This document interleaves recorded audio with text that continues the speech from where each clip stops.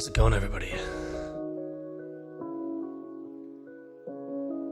We're going to be doing something interesting today. I have been working with GitHub Actions for quite some time, and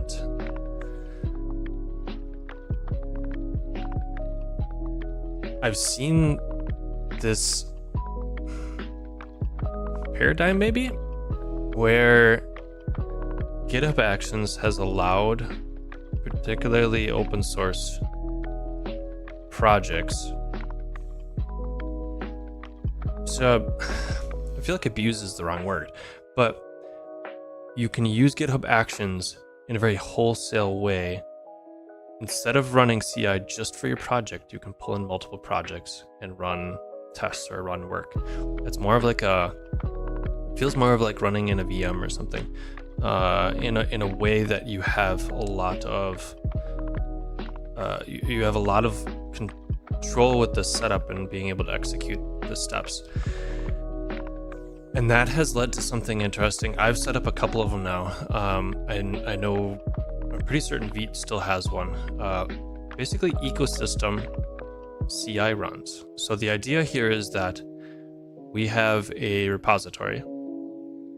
The repository has the library or the sort of low-level code, but it doesn't necessarily have the examples, and it doesn't necessarily have tests that could possibly cover the full gamut of possibilities. So what you can do is run the tests from example repos or other repos that people have open sourced or have running in some more of a production environment. And we can actually pull those in and run a build on our library and run the tests to see what has changed or what would break. And this concept gets pretty powerful because it means that your library repository doesn't necessarily need to maintain and cover every specific edge case. Ideally, it would be nice to do that, but that's an insignificant amount of effort. So what we're going to do today, I'll switch over to this view right away.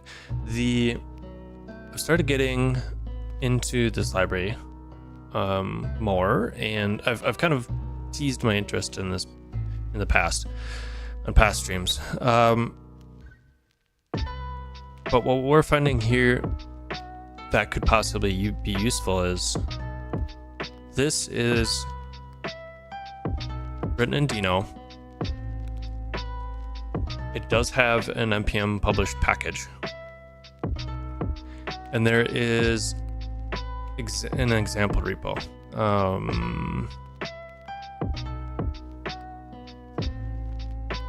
Alright, we're just gonna do it this way. It is /starfx/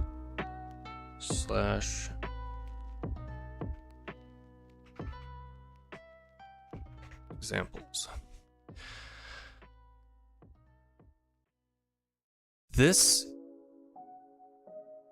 Each of these are sort of like their own little... I guess they don't even have package locks in them. Interesting. Each of these are their own little sort of hermetically sealed example piece that should run separate from anything that we do within the main Starfx repo. But if we want to, before we either merge a PR or do a release, if we want to actually test to see if there's any, especially if there are concerns around like more ecosystem level stuff, like is this going to work with Parcel or is this going to work with Vite? We can set up tests, or we can set up a GitHub Action workflow in this repo that actually pulls those in and executes the tests in each of those. So that's what we're going to try to do today. I feel pretty good about getting it done.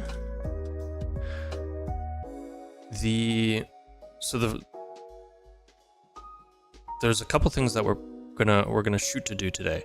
Ideally, when I like to set up CI, CI becomes very difficult to debug if it has its own sort of like bespoke way to run things and set things up. So the ideal is when I'm setting up a GitHub Actions workflow is to make it something that I can run or repeat very easily locally. That makes it much easier to debug. So, and not only debug, but be able to like continue to extend it, because I have a faster feedback loop if I'm able to run it locally. So we're gonna do, I think we're gonna do a little script, likely written in an infection, because this library is actually based on an infection, and I'm pretty familiar. That'll give us a little bit of flexibility to expand it. Write a script in affection to basically set up the test environment, set everything up ready to run the tests. So then the CI run is going to be grabbing all the repos, running the script, and then running the tests in each of the repos. So we're going to do that. We're going to do a script. We're going to try to do the CI run and potentially stretch goal. We'll see if we can throw in a couple tests just so we can get something to execute. I don't think these have any tests right now or anything. If you look at like the package JSON, we just have a build. So potentially we could, as a first step, get to and run each of these build scripts. And then stretch goal would be potentially adding quick tests in there. But once we have sort of this foundation, we can build on top and change the tests in here completely separate from anything that we would be doing in the main Starfx repo, and then just have them executed. So I think we start with the affection script. I've got, did I pull down? Yeah. Let's grab this.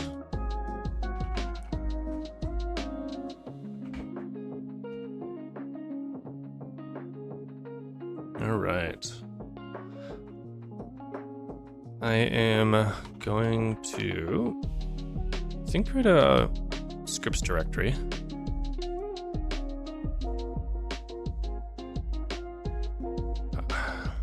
I think we just make it in the root. We do something like that. Let's open up VS Code.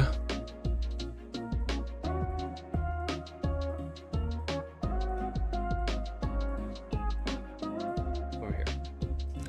Too many windows. I'm like, which window did it open up on?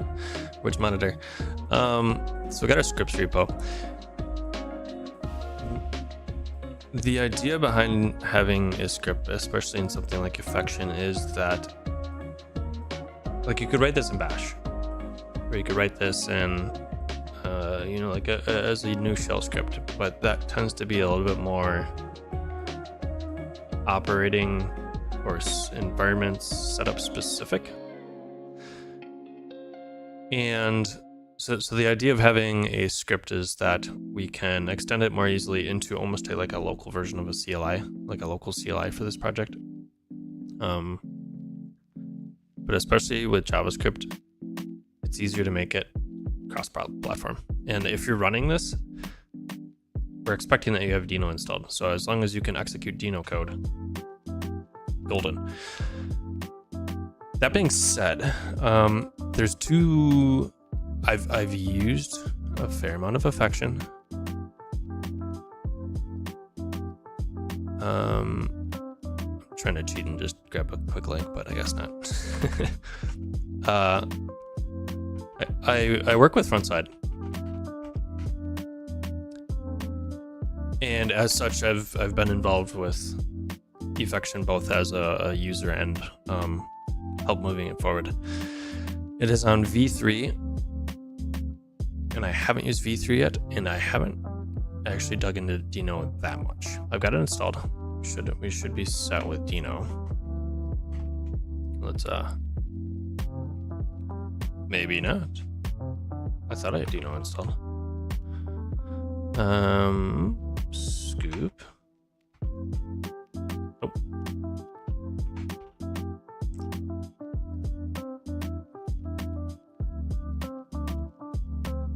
I thought I had Dino installed, but maybe I don't. That is interesting. I must not have done any Dino on this computer since I built it.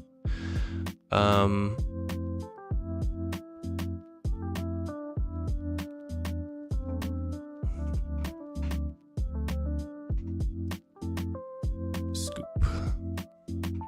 I'm assuming it's just going to be Dino.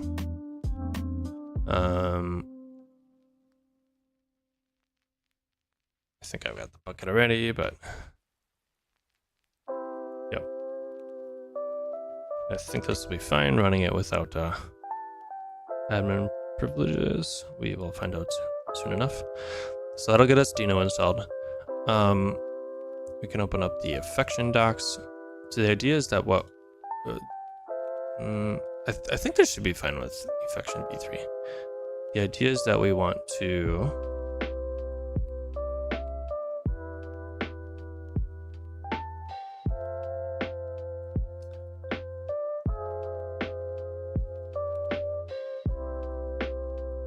the docs have changed. I am very much used to the v2 docs. And there was a couple examples for running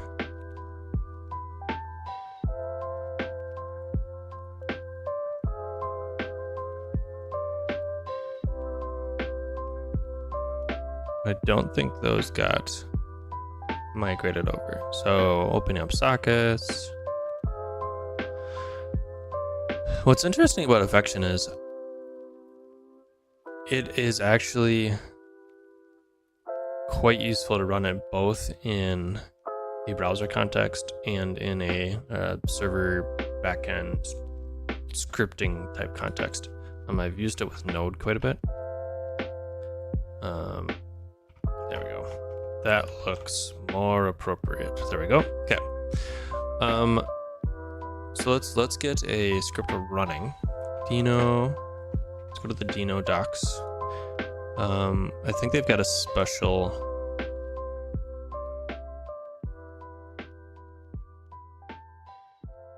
I want the CLI. Guess API reference is not what I'm looking for. CLI command reference. I think they've got a special. Is it task? Yeah, custom commands specific to codebase.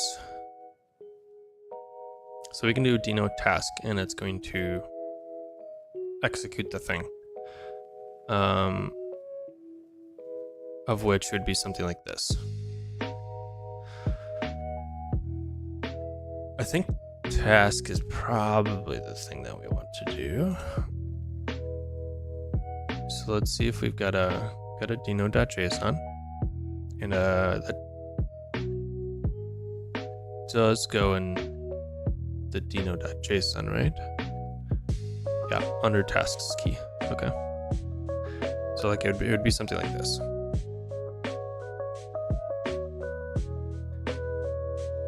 Dino.json. Go away. So we've got a couple you can see ready. There is types to run in a test. And actually that reminds me, where'd my I think NeuroSnap said that there was. Okay. They have there is a workflow already. It's to run the tests, run the release, and I don't know what static does.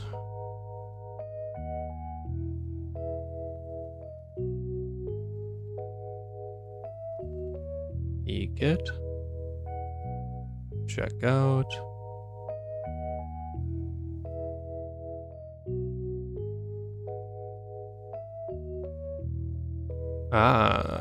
Okay. So this pushes the site, pushes a site, I guess. The release, knowing what this is going to be helpful. I keep seeing music player change and things flashing in the corner of my eye always distract me. So what to actually build, we run Dino task npm and then a publish. So we are likely going to need to run this in our CI because we need to get the built assets, of which we then need to somehow get into the example repo. We can potentially use something like a symlink. Symlinks historically don't work great on Windows. So I tend to, especially for something that's more of a kind of a one-off sort of situation, copying and replacing tends to be more consistent.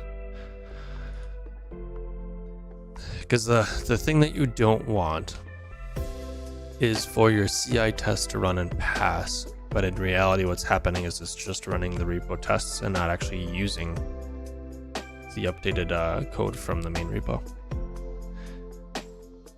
A false positive, as it were. So format lint test and npm. Okay, so this runs just like an npm task. So this is pretty close to what we're gonna do.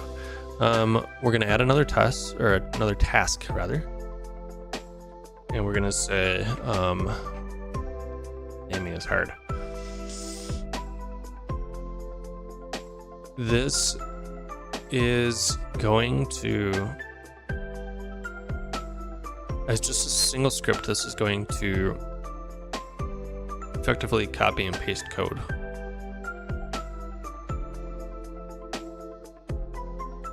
Maybe we say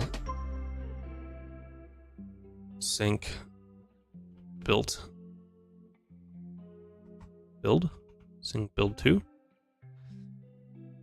I'm definitely not set on that.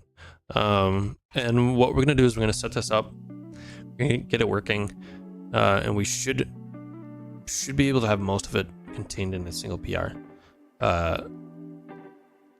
So these things that like not I feel like there's probably a better name. We'll put it that way. We'll pick that up when we're doing the PR review.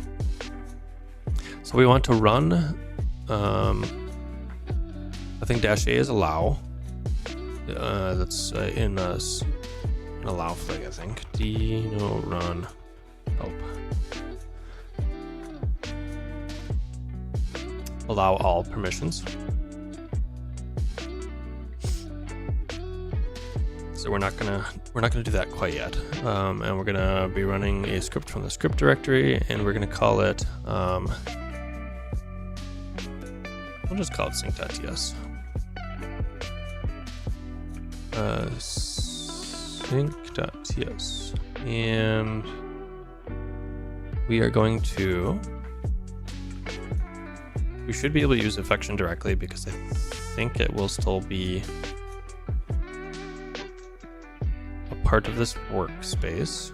And we're going to grab an example that's pretty close to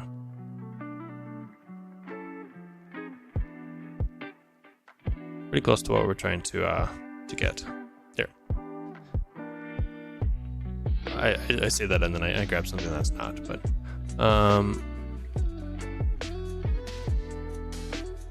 interesting. Import prefix missing.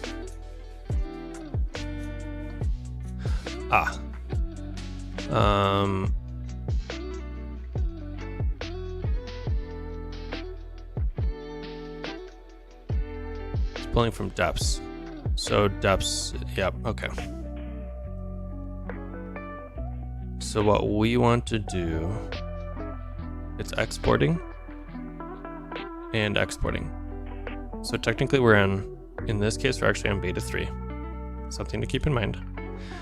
Of affection. And it is, does it actually include main? It is not including main.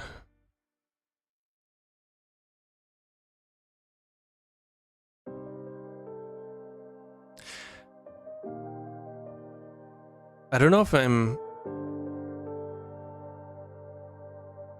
I could go either way.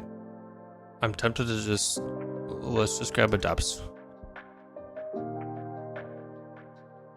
I'm not familiar enough with the setup in Dino, we don't have a main function here. If we add main to the deps.ts, I don't know how that gets pulled in when it goes to publish, especially like the npm publish. I don't know how that gets pulled in, and I don't want to unnecessarily pull in additional deps that we don't need as part of the main project. So I'm going to add just a deps here. We can clean up this list later, but what we're going to do is we're just going to include everything. Okay. So, passing, or at least that's cool with it. And if we do Dino task sync build 2,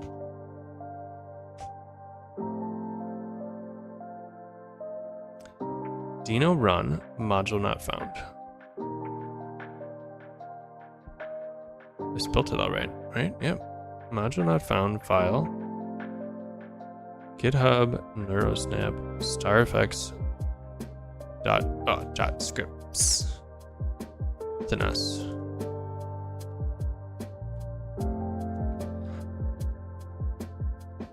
The first time Dino runs, it went away, but it actually downloads it like on the fly. Sort of similar in the same vein as how Cargill handles it. We're getting our error. So that's actually expected. That error is expected because that's what we wrote in here. And what we want to do now is we want to execute some code.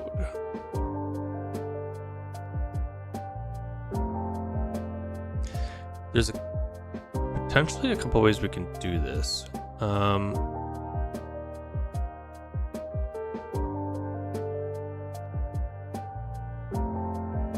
It's taking a while to switch. That was weird.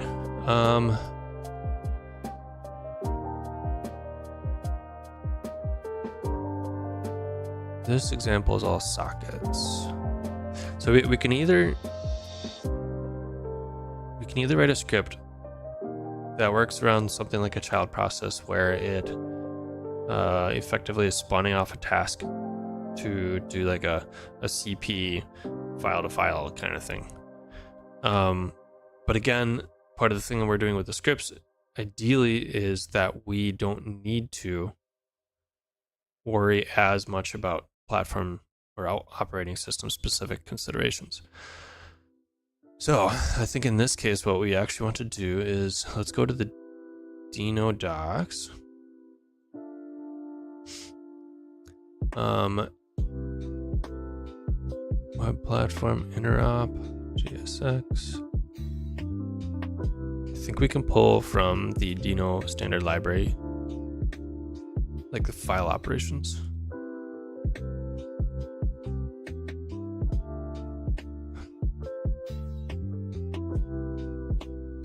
Alright, let's just look at the whole API reference. We want file system.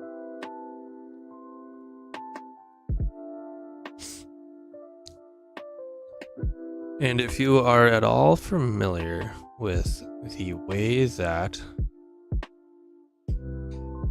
Node handles file operations, this is reasonably familiar. At least to me it is. So I suspect we're going to be doing something in the vein of one of these. And again, on the topic of being able to extend this, we could do something like a symlink. But one of the issues that we would potentially run into with the symlink is that the directory that we're symlinking might actually be the directory structure that we end up publishing. So with something like a script where we're copying and replacing, we can set up the directory structure however we want. Like we can write that into the actual script itself. So we don't need to make sure that whatever build we're running ends up matching very closely, because we can run that script, set up everything as it would be expected when you pull it in through like npm, and we can set up a watcher to continue to do that, which will really help us, especially if you're running this locally. We want to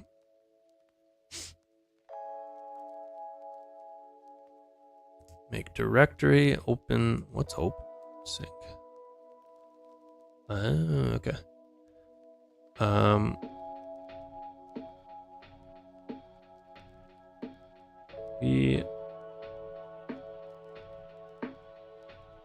I suspect we're going to want to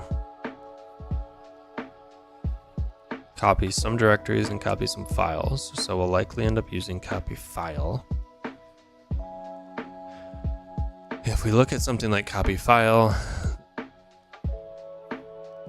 promise, but also we should be able to work within that constraint, because affection, you'll generally be writing generators when you're writing affection code, or code that will be running in the context of affection, but it has the ability to handle promises. We can make directory, read files, and read directories. I don't really see a copy directory, which I think matches up with the Node API.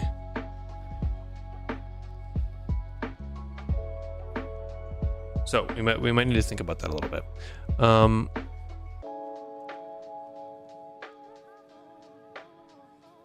This is going to give us the build assets. So let's see what that's going to look like. I'm going to just run a Dino lint to make sure everything is set up as expected. Here you can see over there it's downloading all the assets that it needs. So it does that on the fly when the command is run, which you don't need like an install command, which is kind of nice. Okay, and we'll do a Dino task npm 0.0. Whoop, those aren't dots.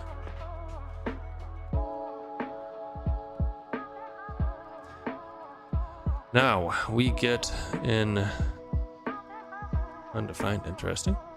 We get npm directory, and this does seem very similar. So we can potentially wholesale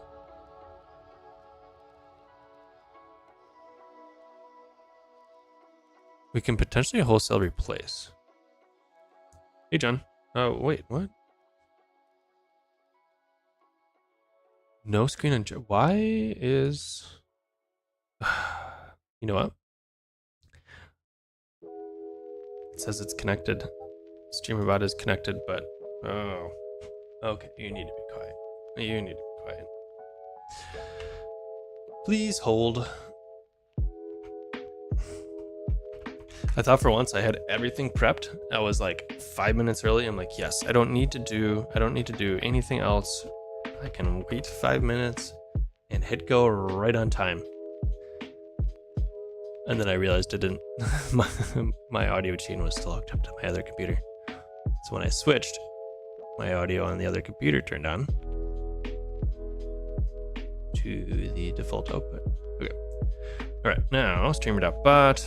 Let us fix that. I bet you the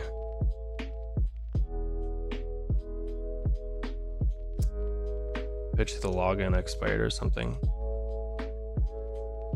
Where are you? Platforms.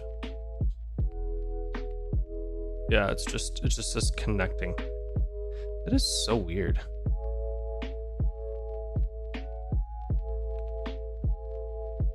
You're not gonna help me out at all, are you? I'm gonna just have to close you, aren't I?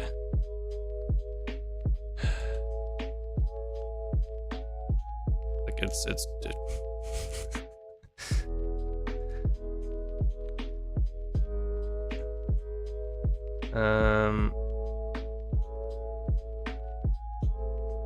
to have a way to refresh you.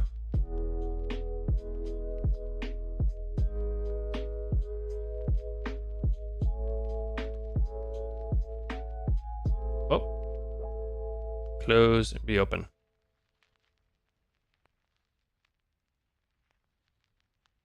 Okay, I can look in the other monitor because I do have it up over here.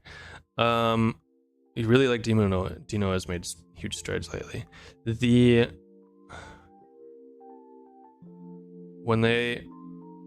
Especially when they pulled in or allowed you to pull in npm packages, I think that definitely like made a huge difference for people. And that support has gotten much better. Whoop, different computer.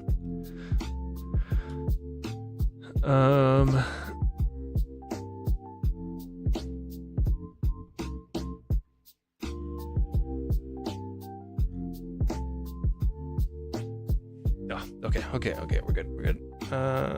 This, it opened up in a different window. We use this one. Allow, I don't know why I need to re-authenticate. But, yay. It said it was connected too, that's the annoying bit about all this. There we go. Okay, so now I should see now I should be able to see chat. Might want to turn off this and turn that back on momentarily. That's fun though. Get a free one of those. And chat's popping back up. Cool. No worries, John. Thanks for stopping by, or see you when you come back, whichever it ends up being.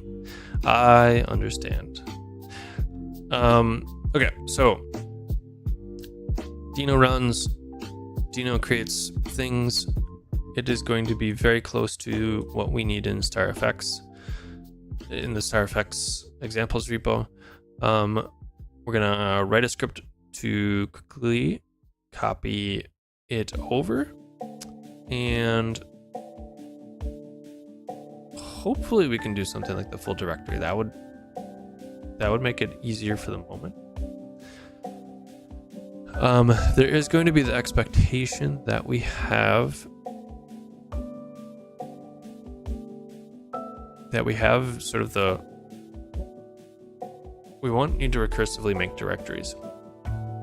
So if the expectation is that one would run node modules run something like yarn or npm install in the examples repo, we're going to have that full directory structure there already. So we should be able to basically copy paste would be the ideal here. It is interesting that it has node modules in here.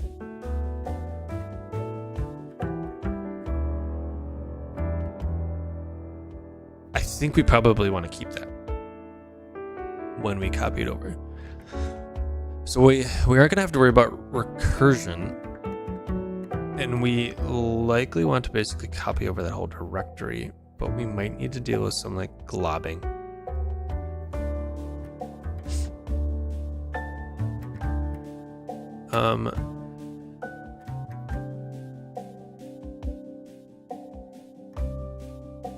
I am slightly curious to what. So there is a symlink. So we could potentially throw in the ability to do symlinks, which might be something that might be useful locally.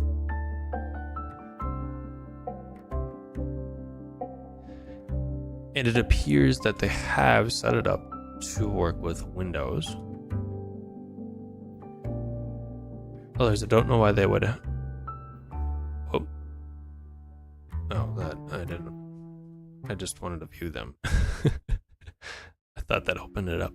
The filing should either be a file or a directory. Okay. We could potentially try this. I don't know if it's going to work in CI. That's the other question. Just because we have cross operating system support doesn't necessarily we have the correct permissions to be able to do the same in CI. So that's sort of the other thing to think about. But we're going to try this because I think this is going to be the quickest way to just set up a symlink. can we kill it once it's done? If we can like temporarily set up the symlink, that I think would be the ideal. Removes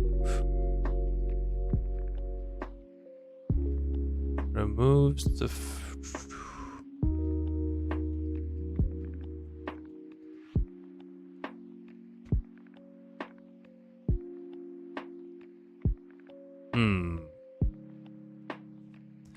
I'd presume deleting the directory probably is sufficient. So I'm gonna go ahead and presume that we can just call this directly, and we don't need to worry about cleanup. We can always cross that bridge when we get to it. Now, promise. This is a promise. We are in affection land, so we need to do a slight conversion. You can see the promise is an operation in an affection, and await is effectively yield.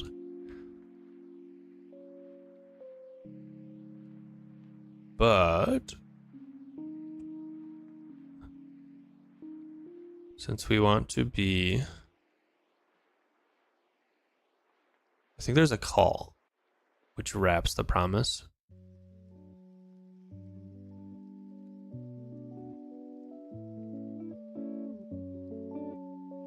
Oh, there's a So if we wanted to do process type stuff outside of using Dino standard library, do something like spawn a child.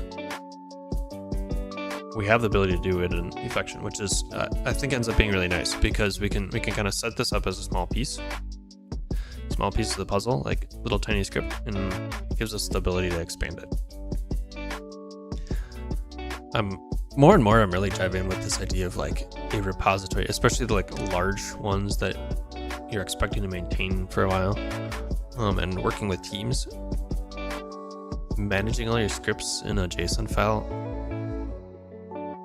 especially in a way where you can document it, doesn't scale real well. So being able to give the team effectively a CLI they can run that handles everything and includes documentation in it, it's pretty nice. Okay, so here we've got a promise. I thought there was an okay, async. Here we go. This is async await. This is the equivalent with an affection function. To call an async within an operation, use call. Here we go. This is what I'm looking for.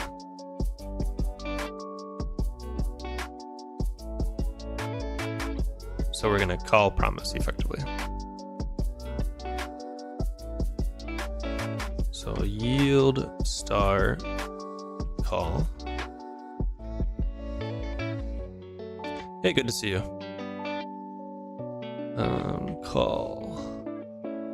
Call and import that from depths. Hopefully it's imported already. It is. Sweet. It's going good. It's going good. This is definitely a little bit different topic than we've been doing as of late. I find it fun nonetheless, though. And we'll see how close we can get to shipping it.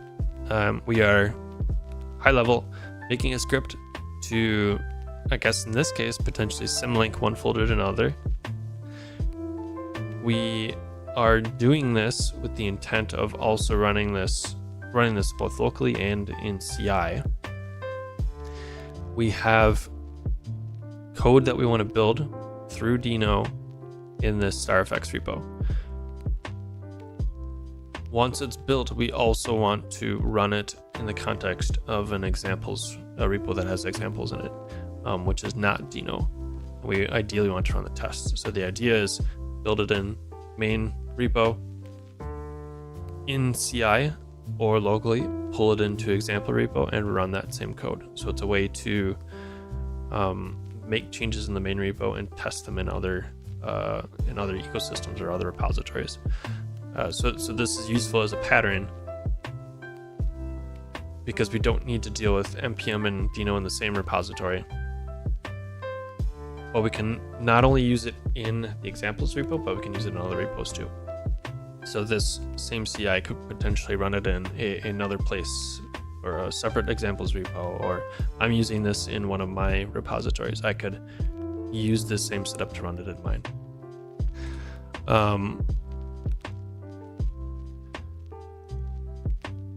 But first step, quick script to build assets to examples repo. And I think we're gonna try the symlink. This I do happen to be running on Windows, so we are going to add the type symlink options. You're not helping out here, dir. Options that type parameter can be set to file or dir. So we are going to be doing a directory. Here I'm assuming paths when they do paths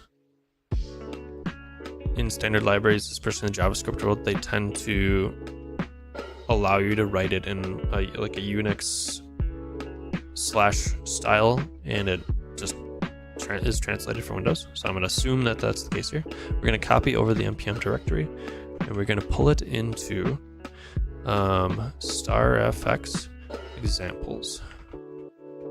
We're gonna come back to that final directory place. Do I have any experience with SOAP media? I do, or soup, not soap. Soup media. Without any more context, I don't think I do.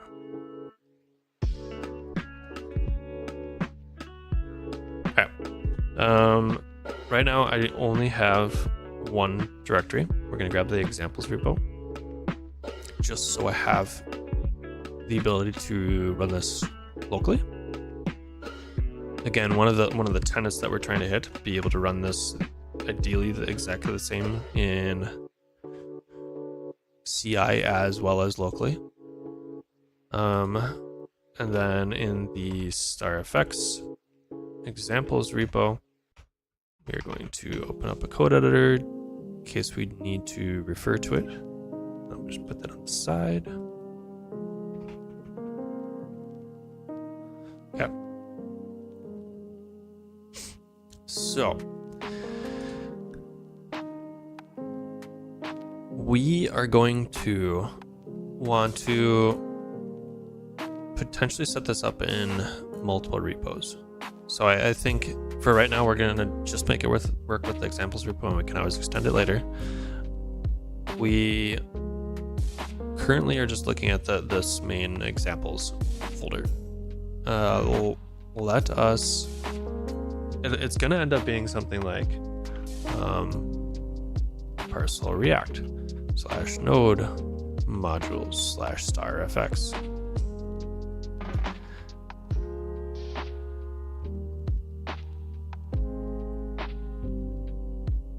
It'll end up being something like that.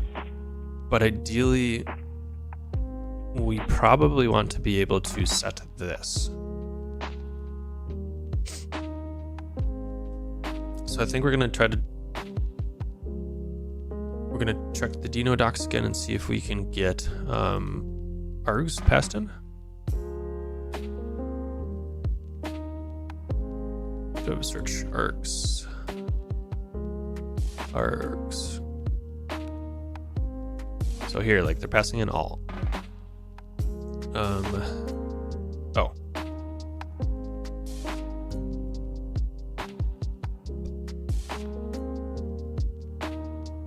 Ideally, I would like to use the standard library at the moment. Script arguments. Okay, dino.args looks like is what we'll end up getting. So if we do this, we should be able to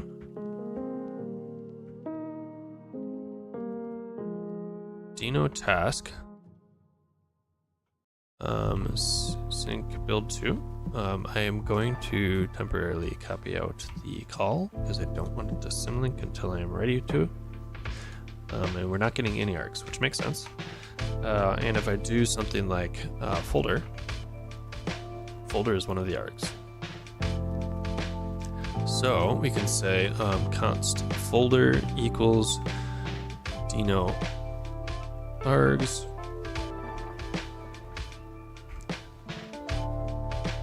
We are only going to care about that first folder at the moment. And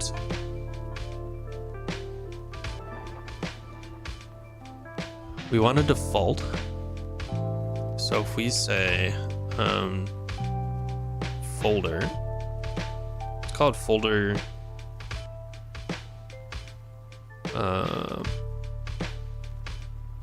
folder from args. And we'll say const folder equals,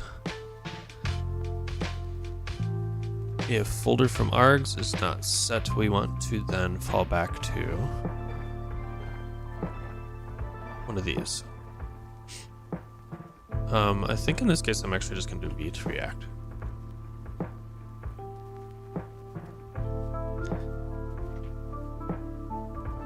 We are going to use string templating here, and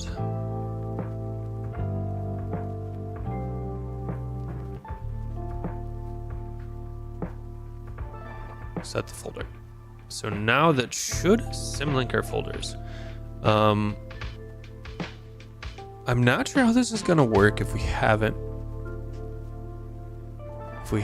actually run an install on one of those folders. So we'll find out. I guess let's just run it like this.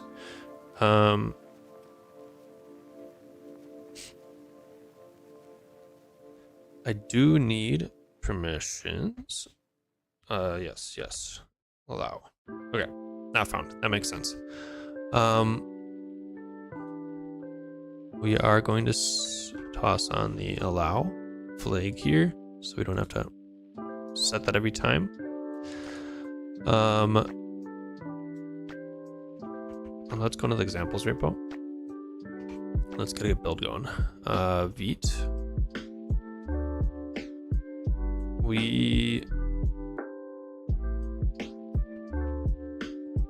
Not cat, bat, package JSON. Suppose that we have yarn as our package manager. We can try yarn. I think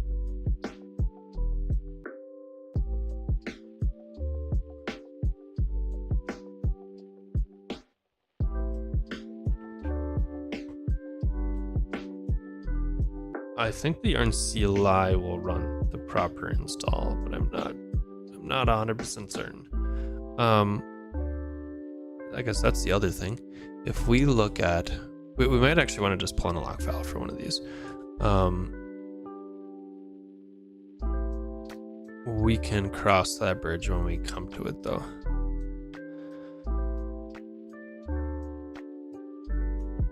Build package manager. We don't have a lock file, and we don't actually have like a workflow to run the test or anything like that yet here. So this, I think this will at least give us a node modules that we can work with, and we can cross other bridges when we get to it. So if we look here, we have a node modules directory now. We should have Starfx because it will have installed Starfx. And you can see here, this is a very similar format to what we are publishing as part of this in this npm folder.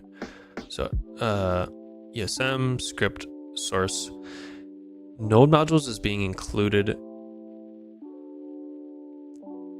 as part of the publish.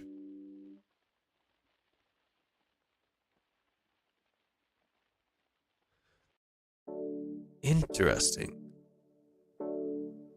Okay, so a couple interesting bits here.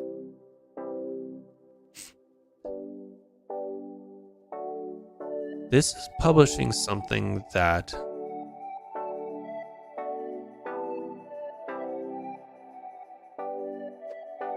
what's the files directory here? There's no files. So I think this whole folder is actually, okay. A bunch of things going through my head.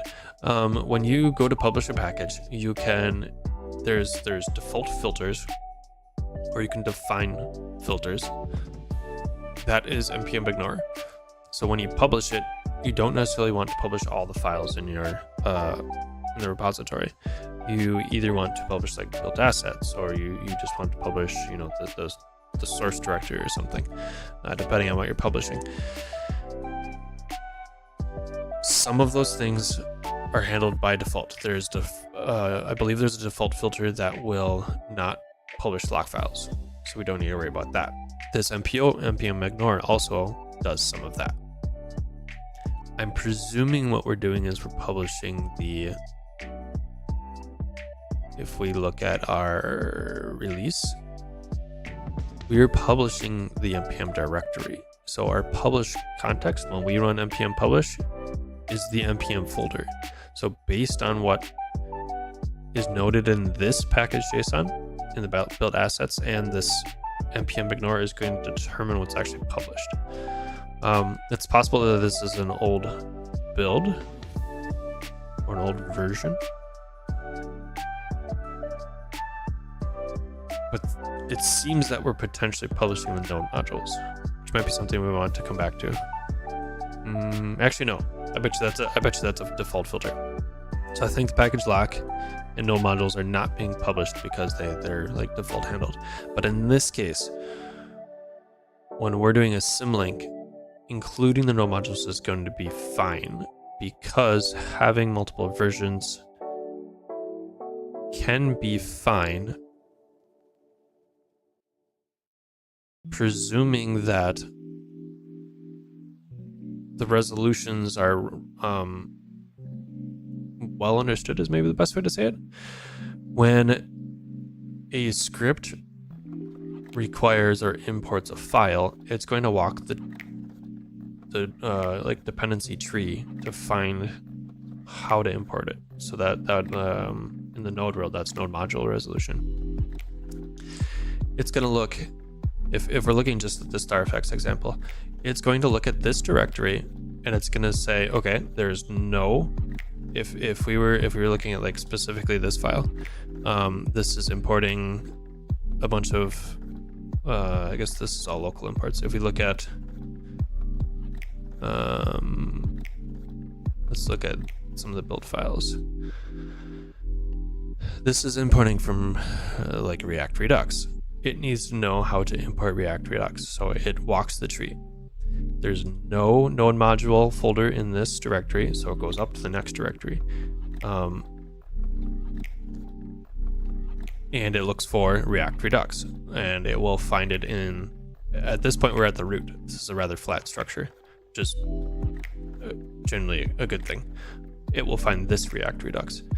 If we have a node module folder in this directory, it will hit that first. So if the reason that this is a good thing, in this specific case, if we update a dependency, we want to use the newest dependency in our code, which should be in this node modules. So when we do a require from, you know, like this ESM directory, it's going to go up one directory and find it in here.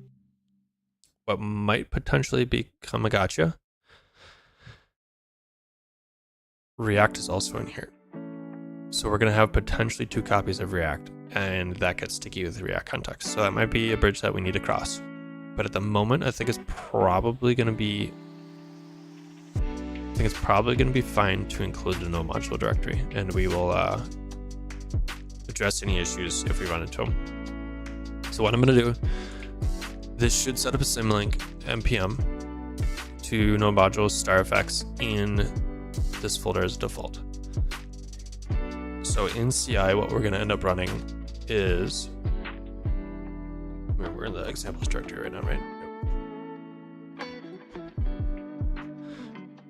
Yep. In the node modules, or in the main repo, we're going to end up running dino task, sync build to, and a folder name. This should set up a symlink in that folder, but what we're getting is cannot create a file with that. So we can't create the symlink because it already exists. So what we need to do then is before we do that, we're going to call a dino.remove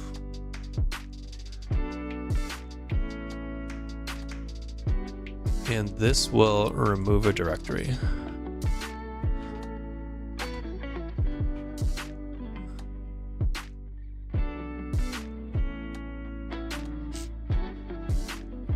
And we do want it to be recursive.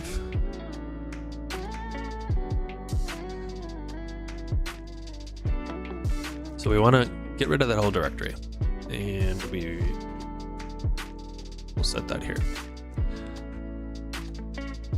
So now what it's going to do, it's going to remove the directory first and then symlink that over. So now this directory should be symlinked to the other directory. And this should work across operating system. We will we'll find out if we can run this same in CI, but this is probably going to be the most not consistent, the most convenient running locally, because then we don't need to, we can just have a task or something that just is rebuilding it every time we would make a change if we want to test it. And we don't need to worry about copying it continually.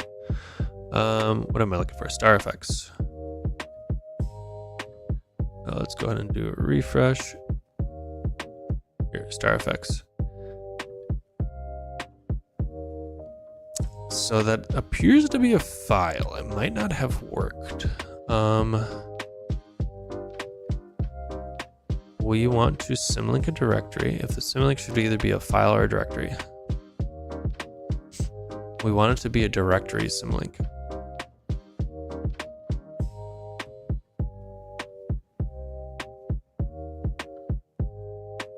So go back to,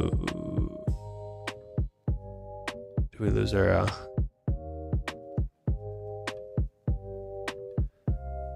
let's go back to the symlink docs. Is there what's the link? Creates a new path as a hard link. Okay. That's the other option. You do a hard link. There's both symlinks and hard links. Requires full allow read and allow write permissions.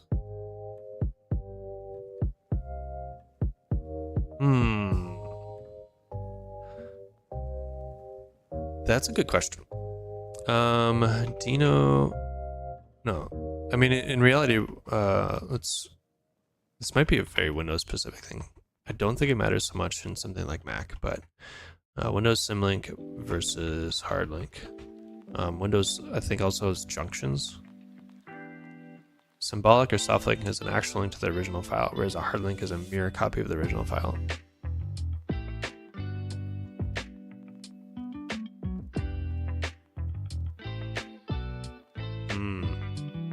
So I think a symbolic link is what we want.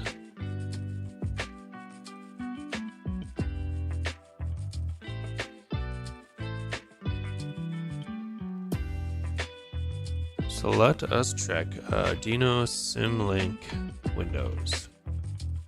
It is entirely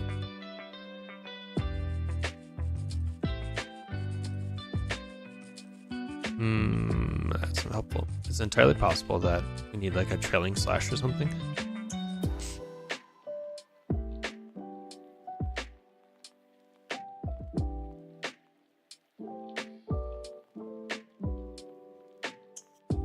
I am not.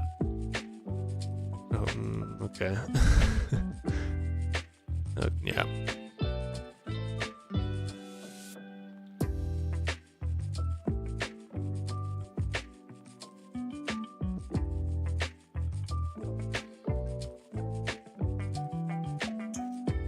So we're definitely getting the delete. And the other thing too is if we run this again, it's probably going to throw an error because it's trying to remove something that doesn't exist. So I think we'll end up just throwing a try. Catch error. Assume that it doesn't exist.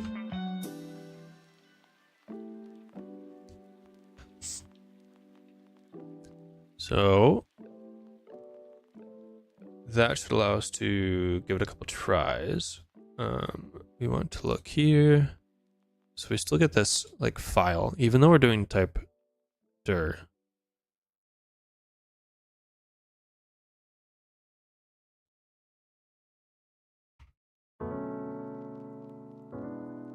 We're gonna give that a shot.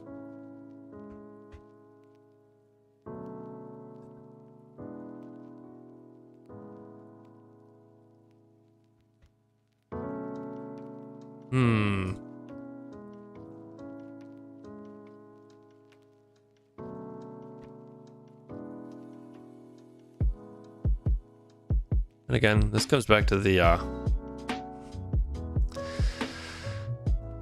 Windows and symlinks always seem to be a little bit painful. It has gotten better. I mean,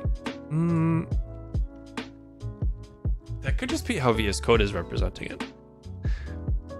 Let's try running it. Let's try running it and make sure that it is actually working as intended. It might just be the way that VS Code in Windows is representing it. Because like we've got this yarn integrity. If we look here,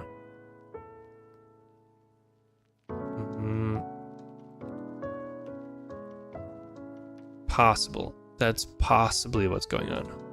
So let's go over to the Starfx examples, Vite. And we're gonna do yarn dev. Okay. So there we go. We are getting an error. Are they installed? Okay. So I don't think it's copying over as we expect, which is unfortunate.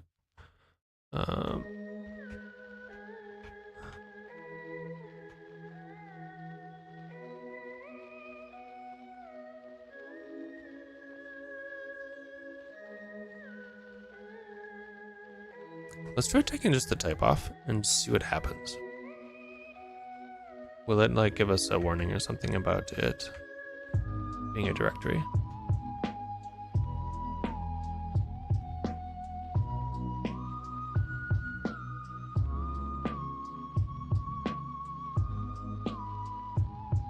I don't see it in there at all. Let's delete that. Let's rerun. If we go, let's check out the file. Starfx, it says symlink.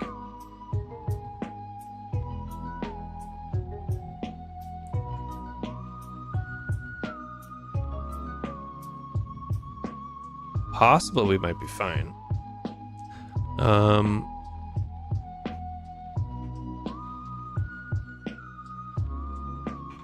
But this doesn't seem to like it. And it might be something with the way that we're doing imports here too, which kinda would be annoying.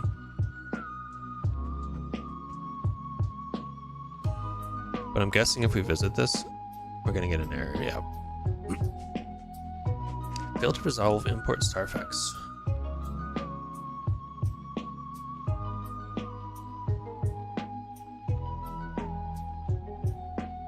Okay. I'm not terribly keen on dealing with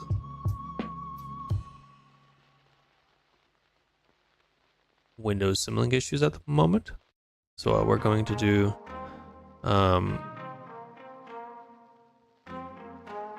we're we're gonna just make a switch and do a hard link on Windows. And on Mac, we'll leave it as a symlink, and I can always test it later on my Mac.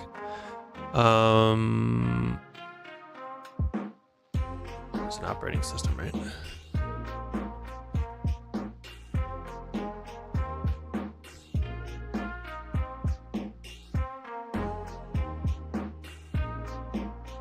Oh, this is not.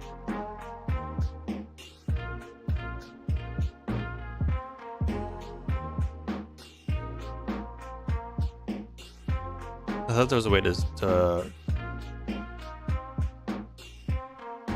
figure out like what operating system you're on. IO, runtime environment, Dino.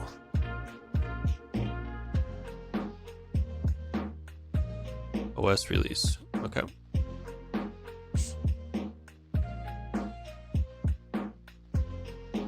I don't need the current. I just need the operating system.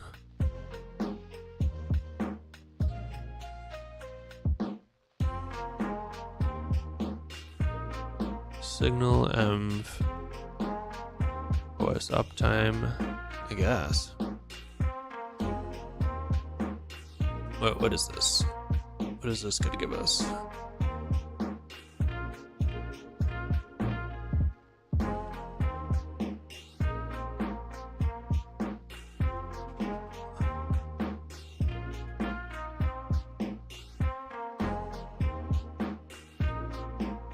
It is literally giving us the operating system version.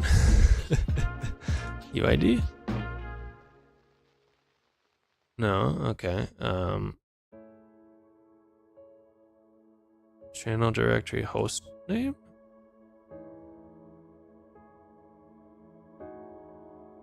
I mean, I guess.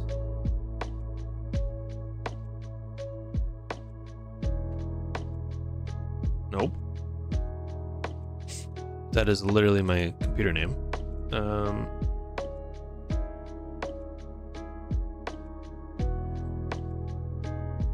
Group ID.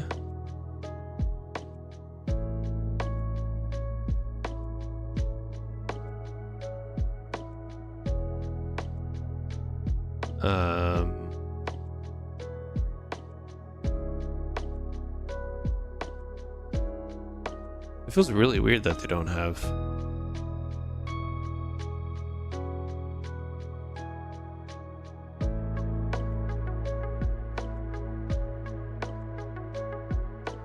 memory usage, host name, GID. What? Okay.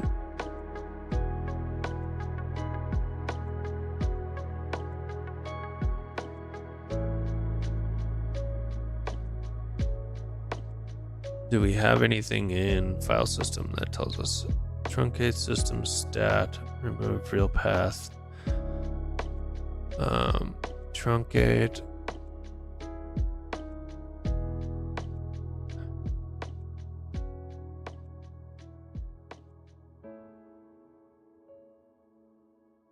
This feels weird. I mean, why do they not have Dino get which operating system? OS module.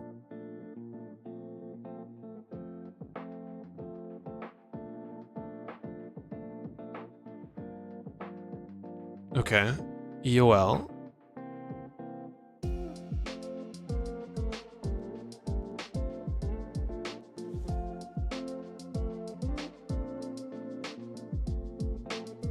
So dino.build.os. Is that correct?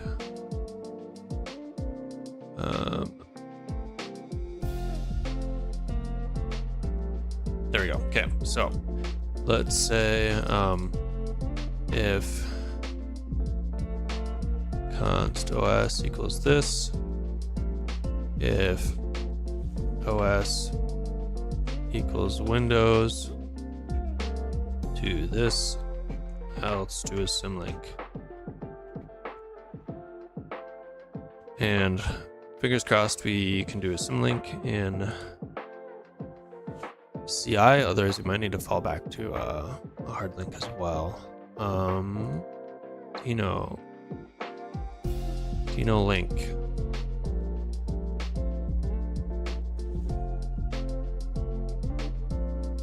So we're gonna have the exact same call, just with link instead of symlink.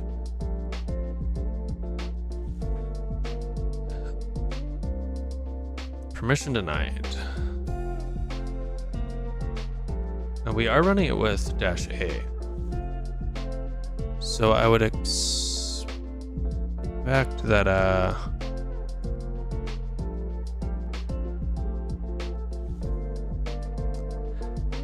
do I need to run that with the admin?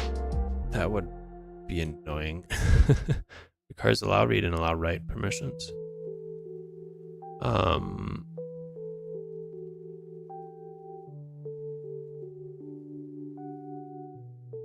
As with a bunch of these things, I feel like getting into the weeds comes much more quickly than I always end up hoping for. Allow all write permissions. Okay, still permission denied.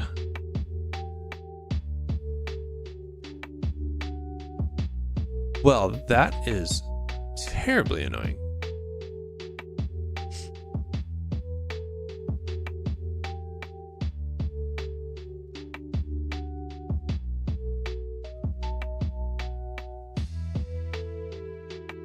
And there's nothing else that we can use that would allow us to copy the directory. Rename, stat, symlink, truncate, write file. I think we would literally have to loop through and write every file, which is not something I'm keen on.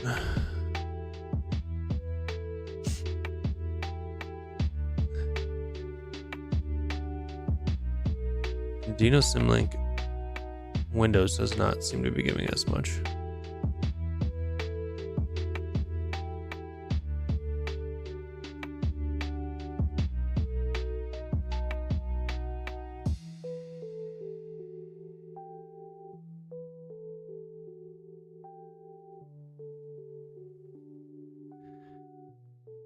Junctions.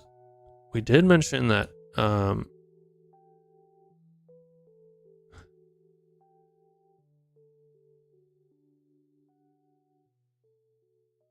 I'm pretty sure I did this.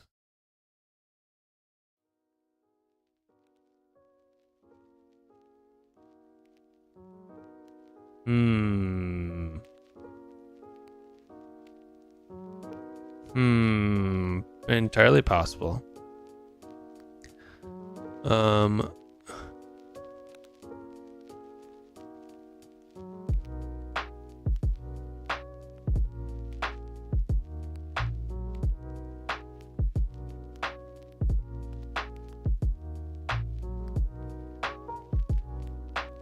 If the symbolic link should either be a file or a directory. The option only applies to Windows and is ignored on other operating systems.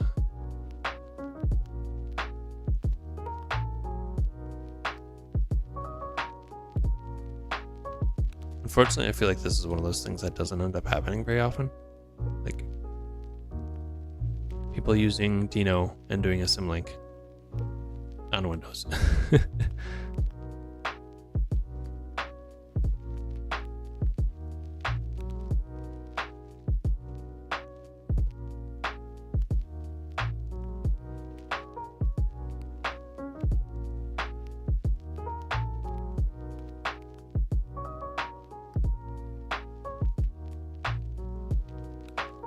Okay. Symbolic links are interpreted at runtime as if the context of the link had been substituted into the path. Okay. So they can contain the dot.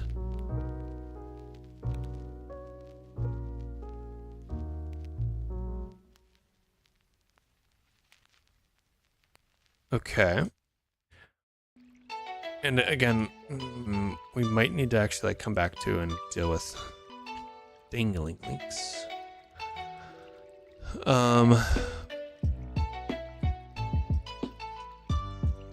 Okay, so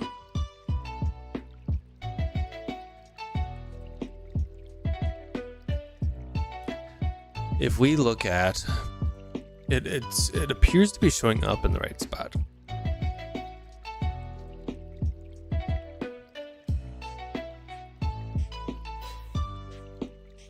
So when we run it, we are getting this directory should be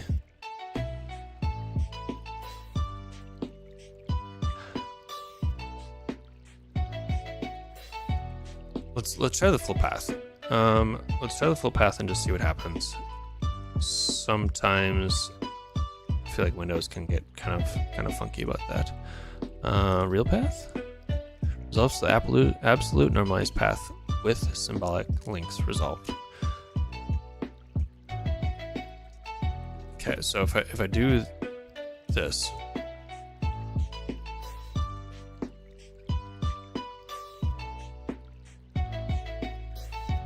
we're going to call it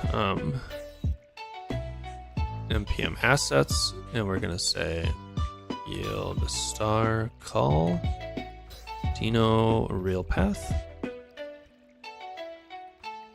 Not certain how this is going to work on a directory, but we shall find out soon enough. So now we should get a folder called npm assets, which should give us the full path. I should be safe to log that out here. Interesting.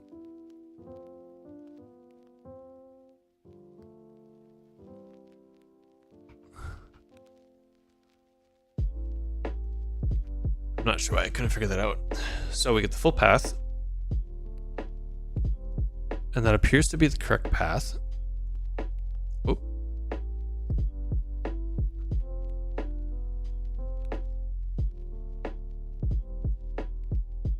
So if we look at the example directory, Starfx. Hey, cool. Yay, Windows things. Now we should be able to run cd Starfx. I mean, that might actually be just a Windows thing. I may need that on other operating systems as well. But we're rolling. So if we do yarn dev, we should be able to get a website that loads, which would be lovely. Localhost.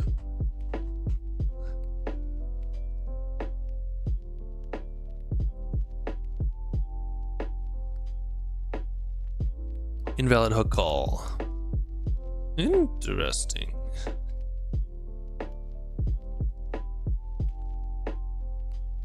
And see, this is the bit where cannot read properties of null, reading use memo. So that node module resolution, we might be getting caught.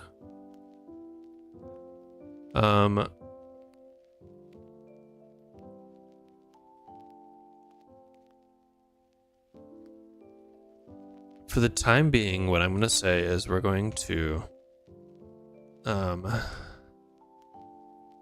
remove both the npm node modules directory and the directory in the other repo. So we don't have any node modules that are nested within the we need to go up a couple. cd star dino task vite yarn dev. There we go.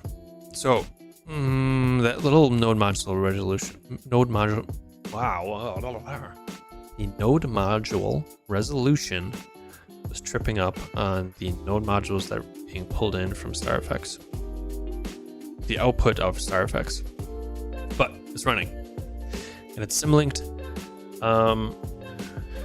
it's running, it's symlinked. We should be able to make any changes. That node module directory though is going to continue to be an annoyance, but that's something that we can potentially deal with. But this should be sufficient to actually run it in CI, assuming these symlinks are going to work.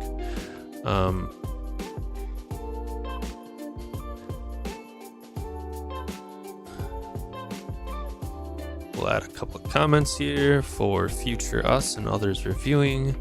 Create a symlink to the I guess it would be to the dir, which I guess you can kind of see there, which should allow this example to run with the built assets. So what's interesting in the world of NPM, or just the node ecosystem, it is building and resolving everything into this dependency graph, placing in a node module folder. If you're using something like Rust and Cargo, you can point to local dependencies. So you can, within like a cargo.toml, when your Rust build runs, it can compile using local assets. So this is sort of a paradigm that is very much node specific. I haven't really seen it anywhere else. So you can do the same ecosystem thing in something like when you're using Rust, but you probably won't need a script. At least not a script that's doing this sort of thing. And that's because most of what we're doing in NPM is building and publishing the built assets. So we're doing like transpilation or pre-compiling it before we actually ship it in a way that somebody else can pull down the code and run it. Okay, so that's running. We should be able to get, what time are we working with? We're about, what, an hour and a half in? Hour and 20? We should be able to get CI rolling. Let's open up a PR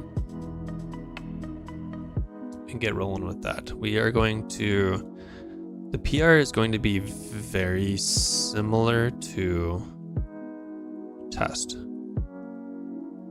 We're going to check out, set up Dino, except we're not going to do those pieces.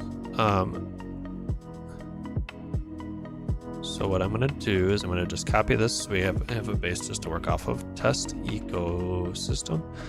I don't think it makes sense to worry about operating systems right now, so having Ubuntu hard-coded is perfectly fine for the moment.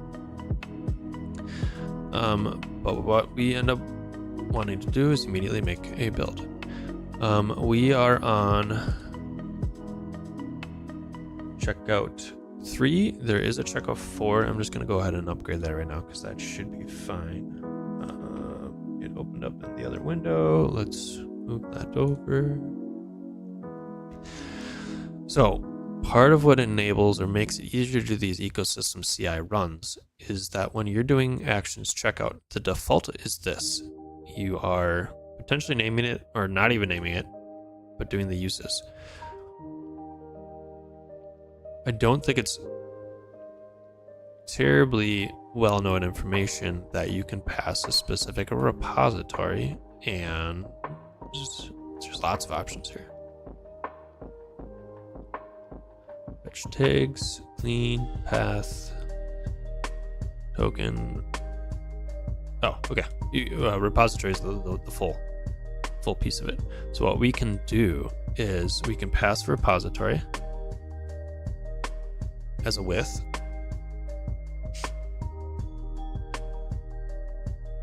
Oh, let's try that again.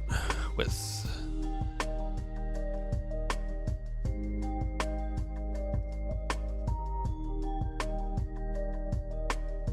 I'm gonna just hard code it.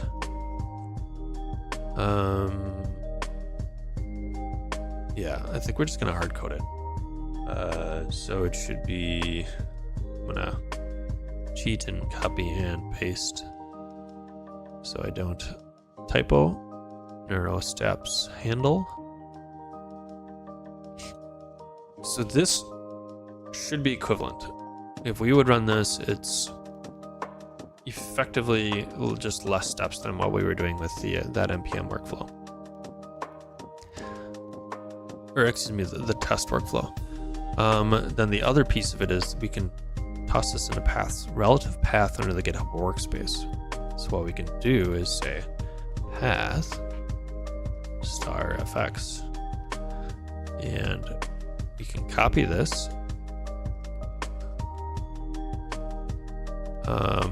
Check out main repo, check out example repo, Starfx examples, Starfx examples. Now, I'm going to throw it in there at least temporarily for the moment. If we say a run ls, we should see a very similar directory structure. Well, we should see the same directory structure as I have here. Starfx examples. Now we need to consider that when we're running our scripts, because by default you're not doing this path, so additional things to think about. But all of our run commands take, let's go to the GitHub Actions. Is there a path with GitHub Action? Run?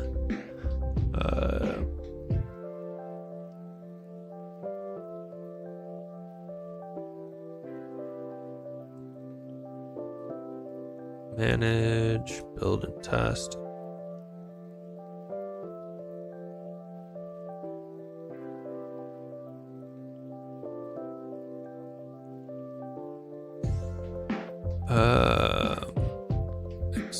Expressions, nope. Context variables.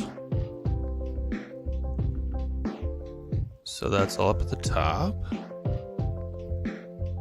Variables.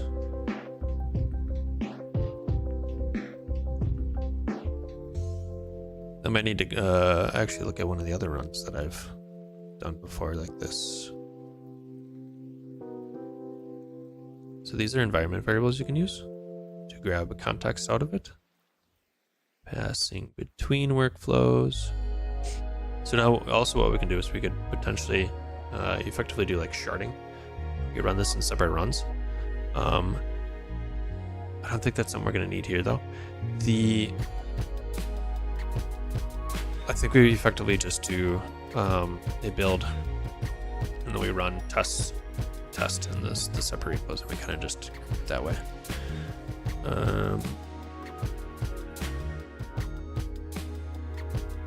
Essential features. Okay, all right. Enough of this. I've done this before. Let's copy my homework. Back in the day, I think it's smoke tests. When we were first starting with Tory apps, we were running an issue in the same vein as the reason we're setting this up. We were running into issues where the things that we were publishing, we couldn't even get a clean build. And it was, we didn't have a way to prevent ourselves from accidentally breaking the build.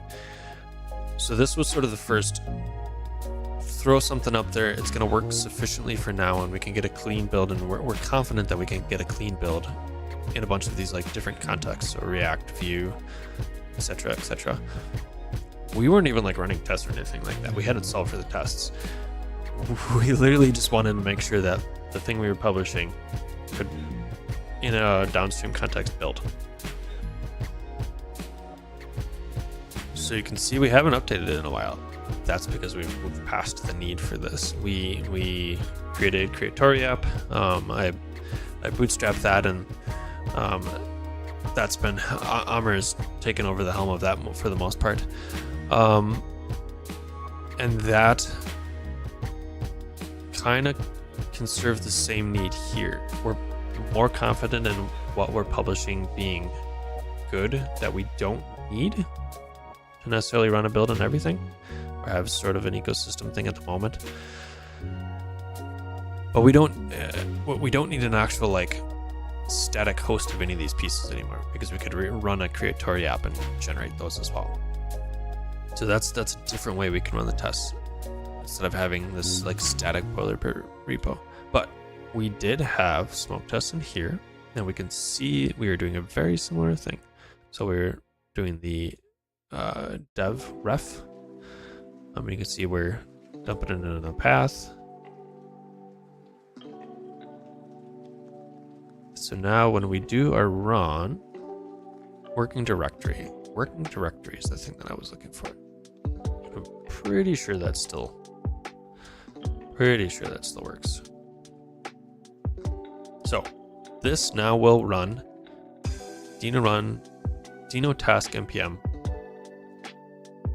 in the Starfx subfolder. So this should, let's go ahead and open up a PR for this. This should work and pass.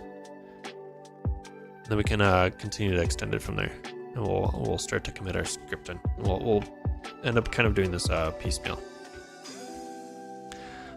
Git checkout, and I think NeuroSnap so kindly gave me contributor access, so I don't have to muck around with forks.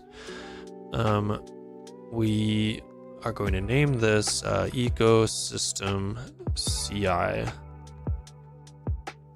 scaffolding. I like it. I'm fine with it.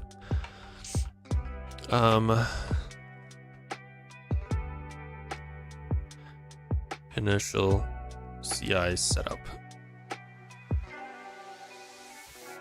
So now if we do a git push,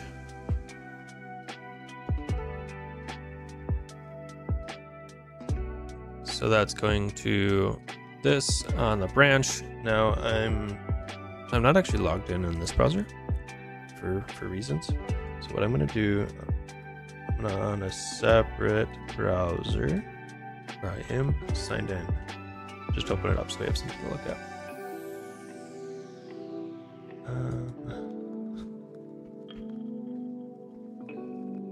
I don't know why I have such issues typing in NeuroSnap. Yes, thank you, GitHub. Starfx. Yeah, should be fine. I'm just not going to click on anything else.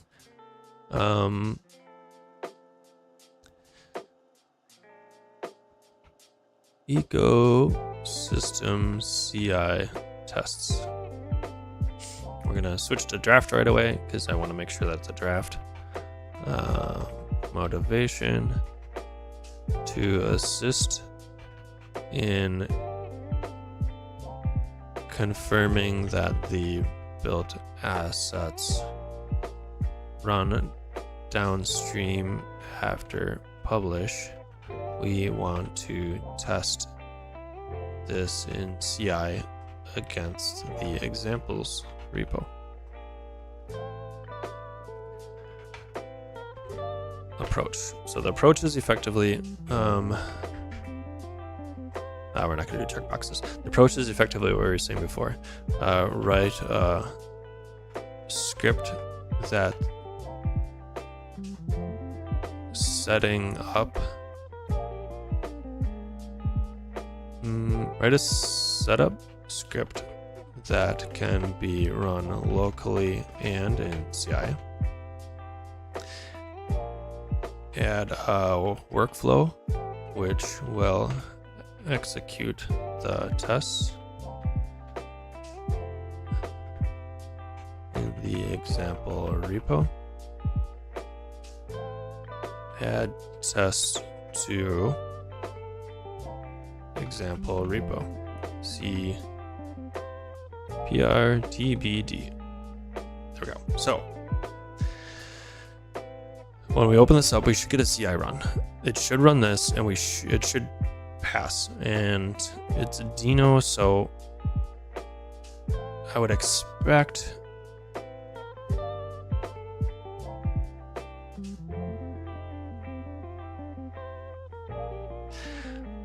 I'm not mad. I appreciate it, but it's annoying. I forgot about this. I'm gonna end up having to fork. So I think what's happening, I have commit access, but I've never actually run a workflow. So when I open up my first PR, it actually waits for approval from NeuroSnap to make sure that the CI can run.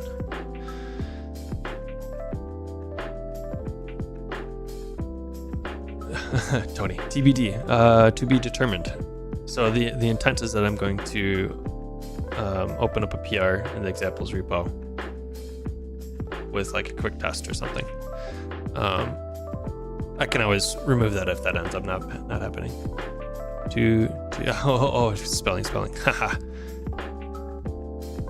Fingers got ahead of themselves, I see. TBD. Gracias. So that's annoying. We're gonna have to fork. And then I should be able to run to my fork fine. I don't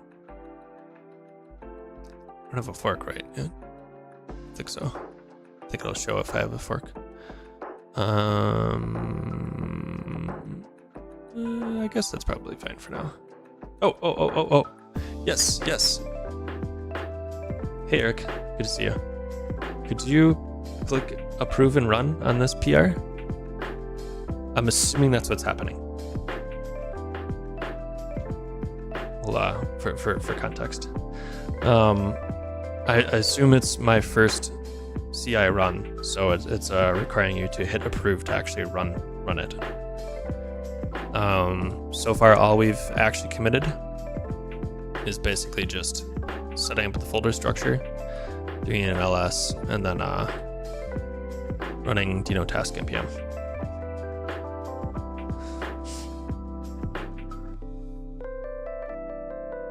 You don't see the option. Maybe it needs to not be a draft. Oh. Eventually consistent. Could be it too. Let's see. So test summary. We're getting a test run. This repo is written with Dino. Yes. So this CI run should be using Dino. So we're getting this. Actions. Test. Oh. You know what?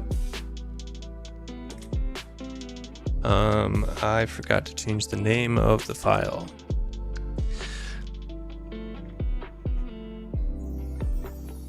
Let us do that real quick. We are going to call it, say, ecosystem test. I'm going to change this step to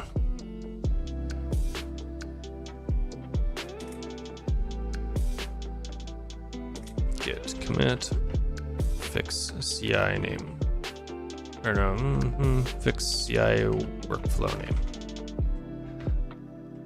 Okay, so we might actually be good. I might have been wrong about that. It looks like it was running and it was just a good old eventually consistent. Oops, wrong browser. This one.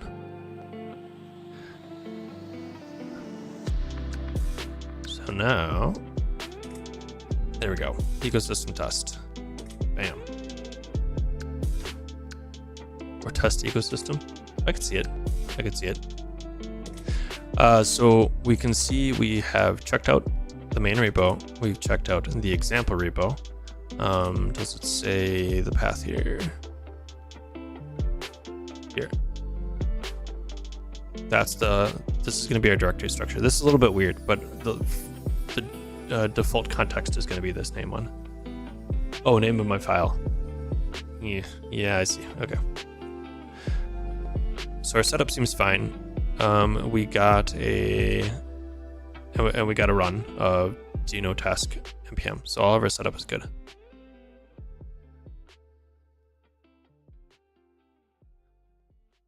And let's see. Test ecosystem test. Yeah, I see. I'm on board with making that change. You know, like those are the kind of things that reviews are nice for, because when you're in the weeds, you don't think about it, but especially when you're streaming. What did you miss? I can give the high level replay. GitHub, or not GitHub, Windows operating system symlinks. Yeah, lovely. We dealt with that. NPM node module resolution. Yeah, we kind of dealt with that. Now we're making the CI run. We've got a CI run that is passing, that is running Dino task npm. We are getting our assets. Now we're going to run the script and see if we can get a build. And depending on how well that goes,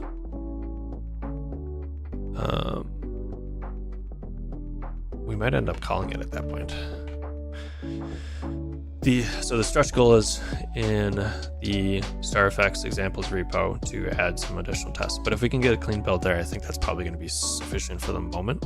And we can always expand on it in the future on or off stream.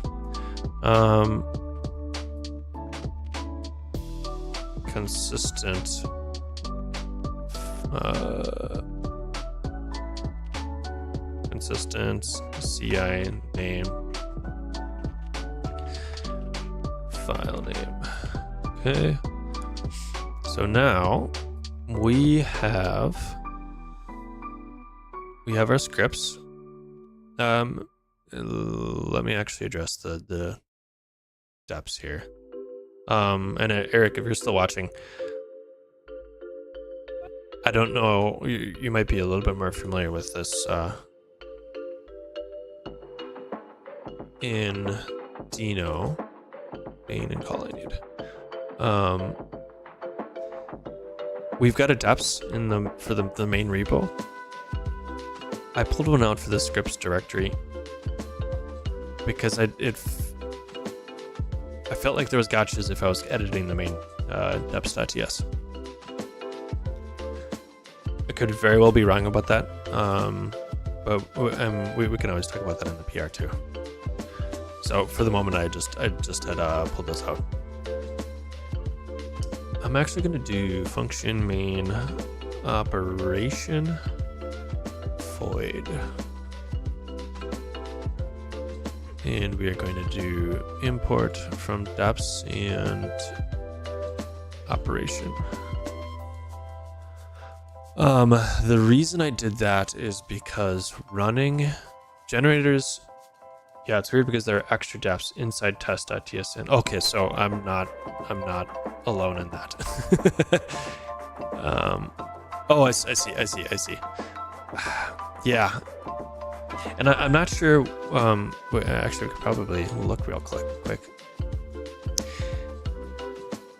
If we look here and we look at deps, we are doing.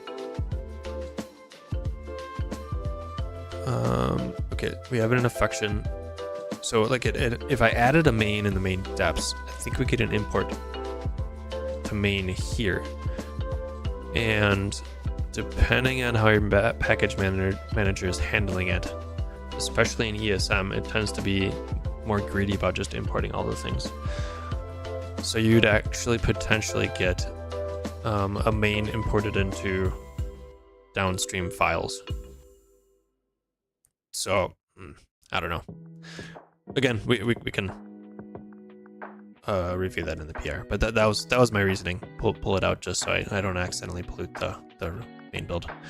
Now what was I coming here for? Oh yeah, operation. So the reason I added this operation here, maybe less so in, well, it's probably the same in Dino. Generators have been around for a while. They have the expectation is when you're doing a generator, you're calling it with a next. So every time you want to like continue on the next part of that, internally within that generator, you're calling next. So the default assumption is to you could have potentially multiple like returns based on what you can have multiple returns of different data types depending on when next was called. Using yield star helps with that. Yield star is effectively telling the generator to run to completion, so we're getting the actual return type, which has helped a lot, and that's part of what one of the changes that we made in the Affection 3. But historically, if you didn't tell the TypeScript compiler that it was an operation, it was assuming that the types would just get all wonky, because it was assuming that any returns from, like this call was actually, I don't have a good example of it now that I'm looking at it, but actually that probably is the reason for this. I might not need this anymore. Yeah, so it gets confused about what the actual return type is, because there's potentially multiple return types for every next call. In Affection, that's we're basically like going straight to completion, so the return type should be something that we can determine. So long story short, putting that in there tends to help with this. Without this, you start having to like do your return types, and now that's fine.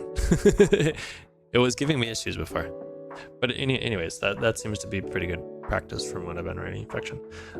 Eric says the main gotcha with deps when referencing npm.ts is when a dependency includes Deno specific APIs. Yeah, that would make sense too. Man, all this bundling stuff is, especially with ESM, like I understand the reasoning behind why ESM was pushed forward. I just can't wait until all of this starts to percolate through and all get resolved, because oh my goodness, all these different bundlers. And the part of the reason this conversation came up, Eric and I were talking, I couldn't get a build to work. It worked fine with the dev server. I was using Parcel. I built and it just started throwing errors.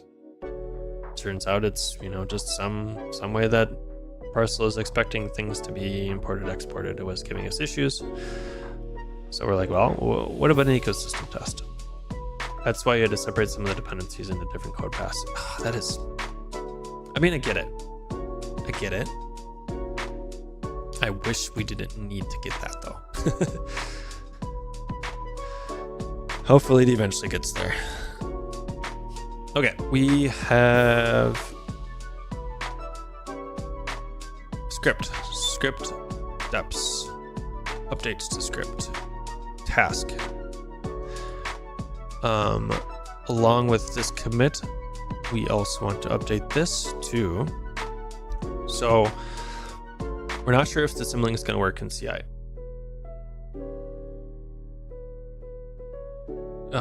It's also why I don't export main from Affection, because it uses Deno specific APIs. Okay. So it's actually probably a good thing that I did a separate deps.ts, because I needed main, right? Well, I used it in this sync script. Good to know. That makes sense. Okay.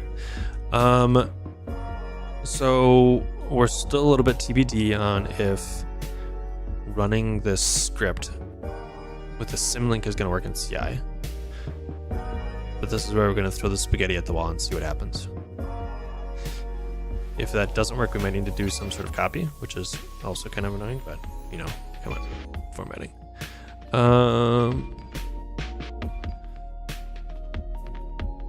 Symlink built assets.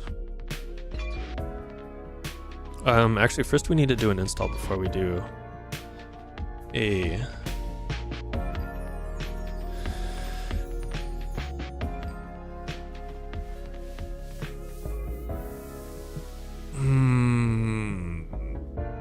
Okay, we need to.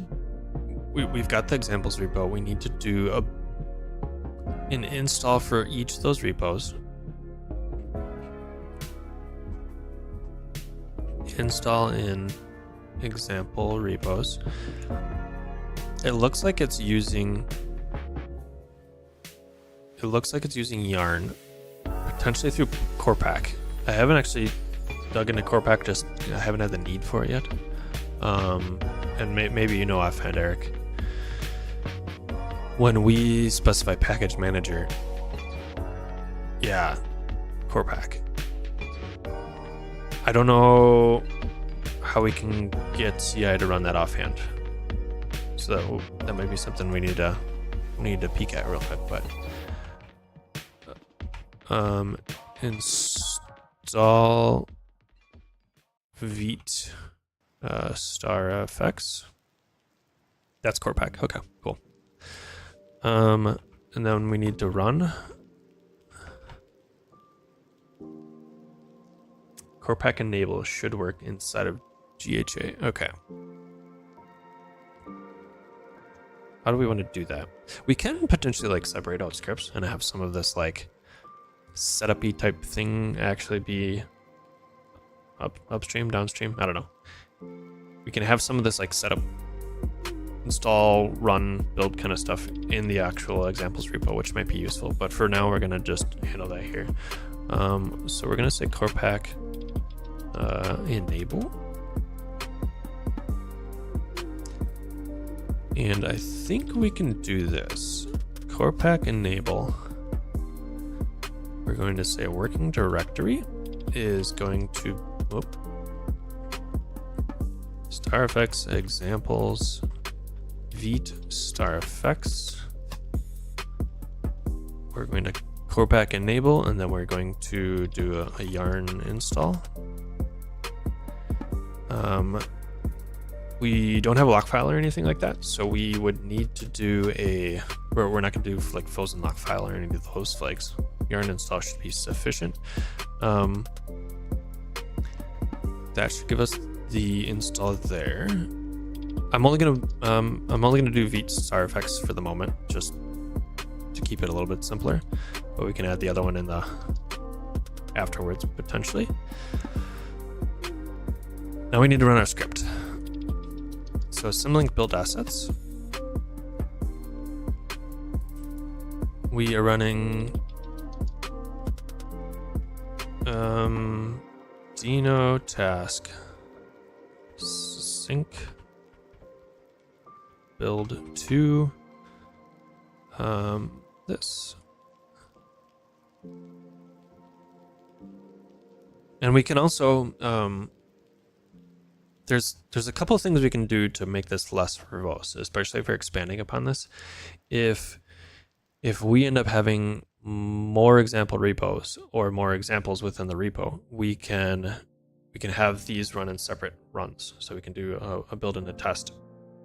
Like we can build these assets, upload them to the workflow, and then spawn off a whole bunch of separate boxes for each of the examples and parameterize that to where we write one script to do these things, and these are just input parameters to each of the boxes, and they would be pulling down the build files. This honestly doesn't take that long, so you could potentially just straight away shard, and that would be under, we would be doing something like strategy. So that's something we can look at if we get to that point. But for right now, we're going to go straight forward and just do a list of all the things that we need to build. So that should symlink for us, and then we're going to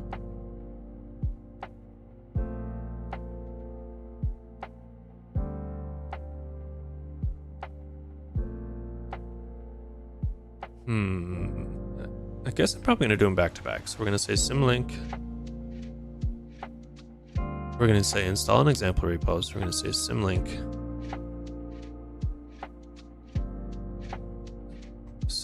example repos, and then we're going to say fat fingering here. Run build and test in example repos. So when you're doing these runs, you can chain commands together. Those are going to be grouped into the same like expanding section piece. So if we would look at this, every time we call run, it's going to be one of these. So there is some consideration of, do we want this to be separate steps or not? I think in this case, it's probably fine. But if we're doing a separate build and in a build and a separate build run and a separate test, those might make sense to be as separate steps. Okay. Install, we're going to say build. And for the moment, what we're going to do, we should have Corpack enabled already. So I think what I'm going to do is say yarn build. That should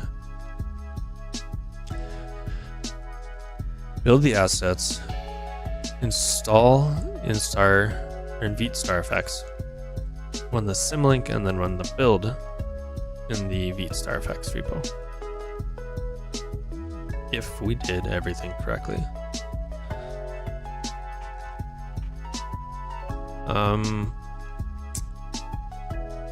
Script to symlink and CI workflow update to run build. We'll go ahead and push that up.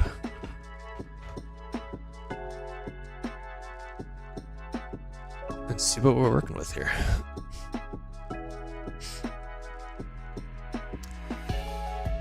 Now a bunch of this is like, CI is not easy. Whoop, I hovered over something. CI is not easy. If you're trying to do something like this, very likely you're not going to get it on the first try. I might, fingers crossed, but I've been using this for a while, to the point where I've done setup and fixed CI runs from my phone. So grain of salt, you know, if you're gonna be setting up something like this, stuff like this is likely gonna happen. Okay, an error occurred trying to start process with working directory. So we throw the pasta at the wall, right? Yeah, and like if I'm playing around with stuff on my phone, trying to get it to work out on my phone, that is some hard pasta. Let's put it that way. Okay, so we are in the Starfx examples, Vite Starfx.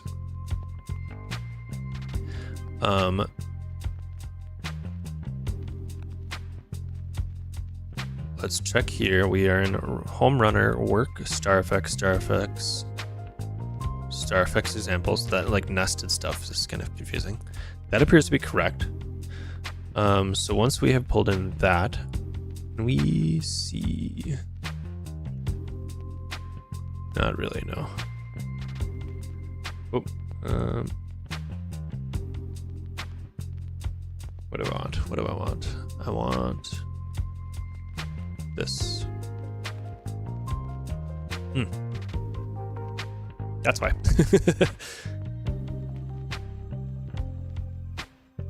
It is not Vite Starfx. Why'd that?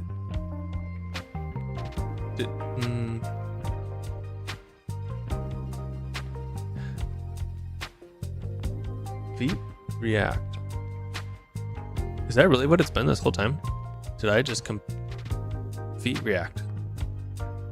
Did I do it right in the script? We had it working locally, right?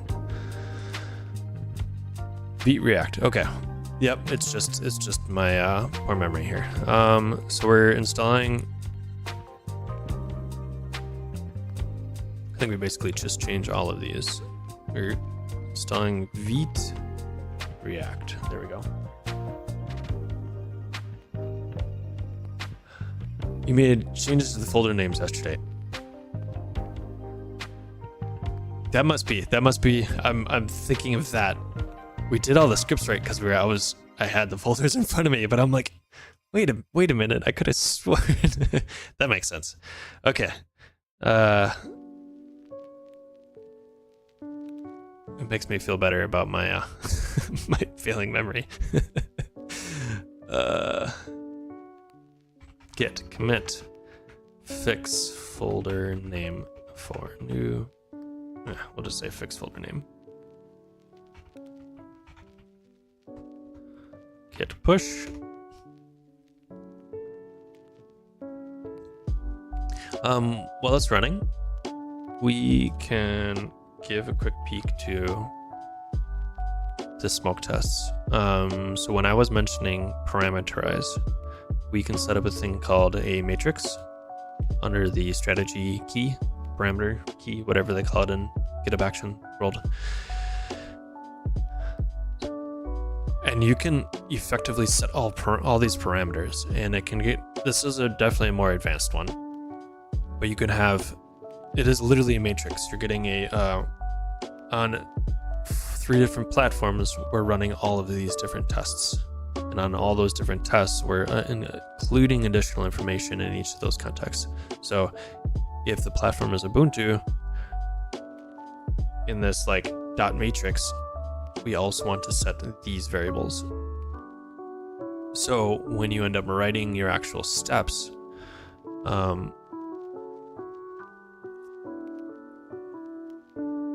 we don't need to, we effectively have like this dot matrix is what, 1, 2, 3, 4, 5, 6 times 4, 24 different runs. We don't have to write it 24 times. With this matrix, we can then refer to the parameters in our actual runs. So considering how fast this build and setup runs, we could probably do something very similar to this, where we parameterize this and just have this end up running in 2 separate runs. It might be worth doing that right away too. Okay, it is currently running and failing. Run callback enabled. The log file would have been created by this all.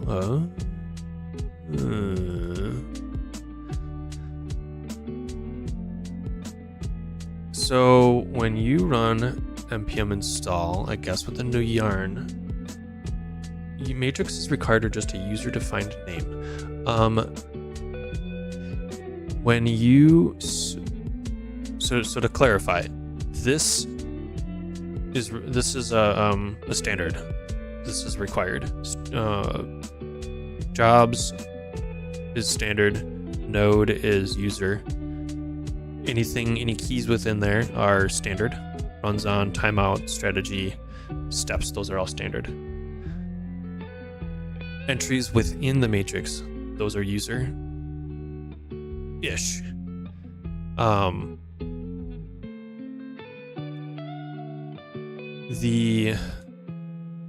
If you're familiar with TypeScript, it's like a record with optionals. Cool. Thanks for stopping by, Eric. So platform and test, those are user.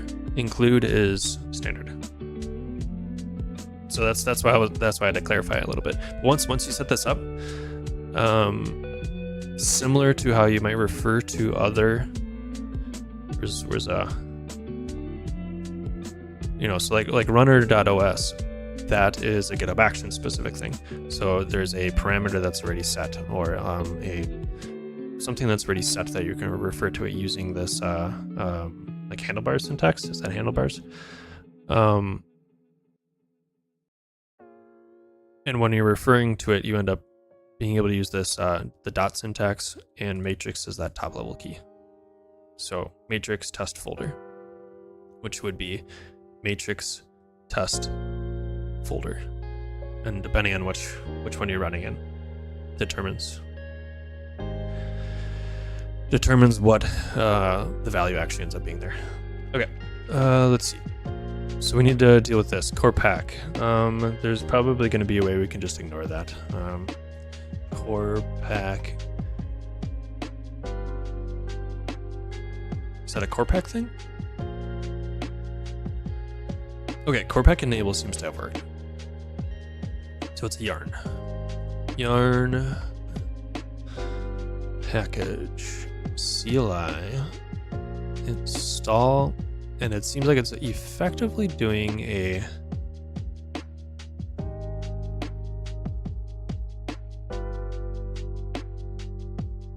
in CI. It's doing like a okay, mode. If mode option, it will change which artifacts are generated. Skip or update lock file.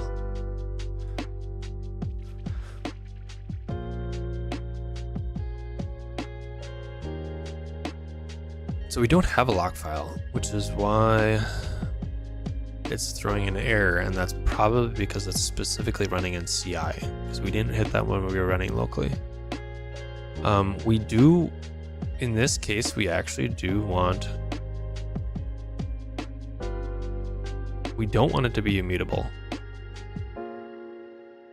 Excuse me, immutable. Note that running this command. So what I'm looking for is in the newer versions of Yarn, they have used PNMP. PNP? Plug and play, I think is what they call it. PNP. The intent is that when you do an install, here I should be able to actually set this up here. Let's do this locally.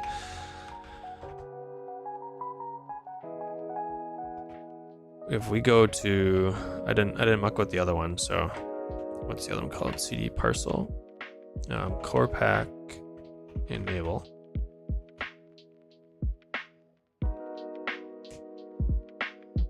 We are on node. Interesting. Why don't I have core pack? Core pack is required. So the reason we're using core pack is because in the examples repo, we have the package manager that is set. So the ideal here is that we're trying to run things in CI as we would run locally. So the expectation is with package manager set, we should be using core pack, in which case we're using Yarn v3. Core pack. Let's try that. I thought core pack came with node. Is that a node 20? Volta use node at 20.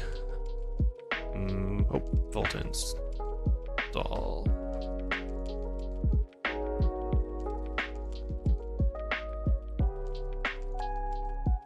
Core pack enable. Seems my shell might not be set up to get to it. That's annoying. Okay.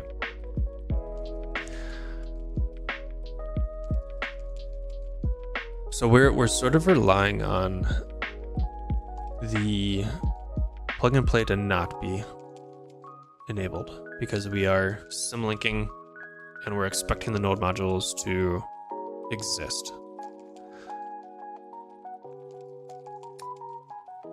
So there's also, like, we could potentially use something like yarn link. Where's link? It hasn't historically worked the best, which is why I hesitate to use this.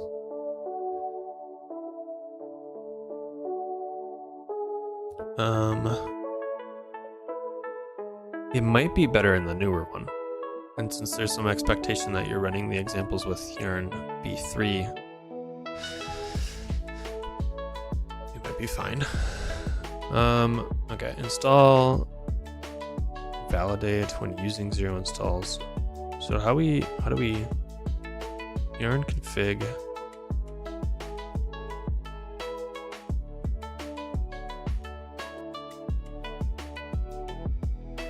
I just want to make sure 0 installs was set off or is turned off.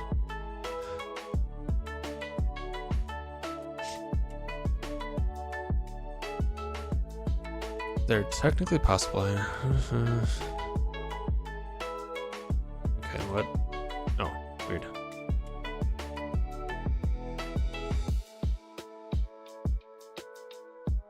Okay, so maybe it doesn't run in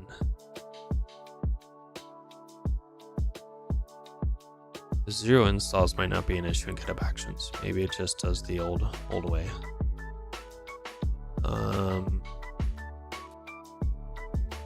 Perfect and correct wasting. I don't know if perfect is the right word to use here.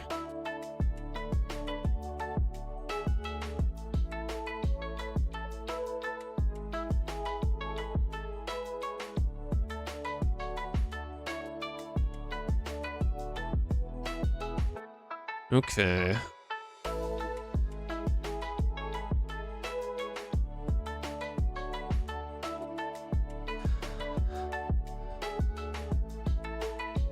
All right, install modes, node linker.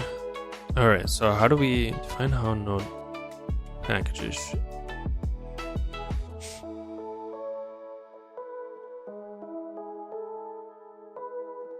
So where do I set that? All right, node RC, node linker.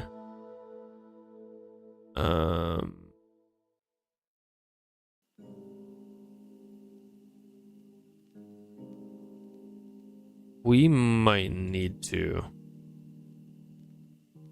drop into that. Or we might need to set a node RC up. Or yarn RC? I don't remember what it was. Set that upstream.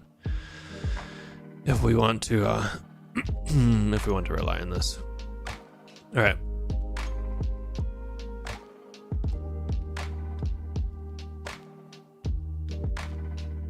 Always refresh.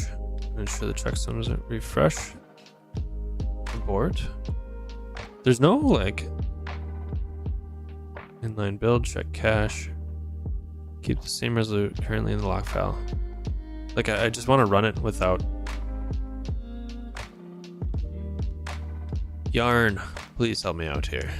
I just want to run you without caring about the lock file.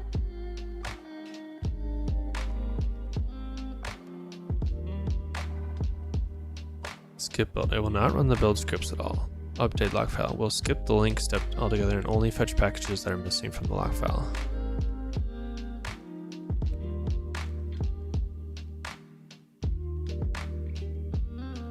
This mode is typically used by tools like Renovate or Dependabot to keep the lock file up to date without incurring the full install costs. So that would be something you would set after you've done an install once, I'm presuming. I mean, we could try the refresh lock file. I'm not seeing any other options though. We'll have to check with Eric, but I mean, it's entirely possible we could use something other than Yarn v3. But I would like to try to use the thing that we have and work with that. Okay, let's give this a shot.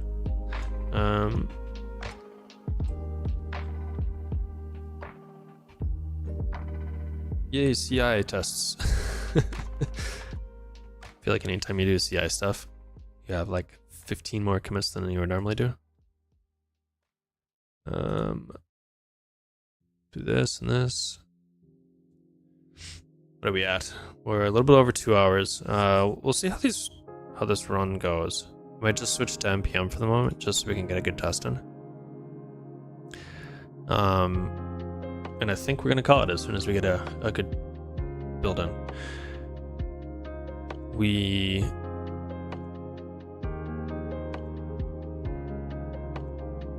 unsupported. Refresh log file. Check cache inline builds mode. Is there literally not a way to like ignore the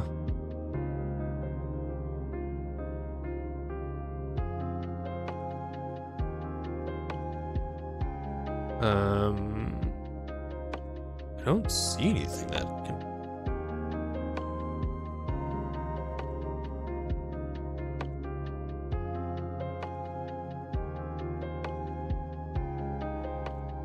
All right, well, we will deal with this, and this is going to be an issue for future me. npm install. Frozen lock file would, I believe, also error because it will throw the intention of using a frozen lock file is if a lock file changes, then throw. That's how most of the other systems do it. All the other package managers do it that I've seen. They don't even have it as an option here though. So like, I guess we're also on V4. I don't know, suppose they change. Do they change it in V4 too? Inline builds for us. Check cache. No. Yeah. I don't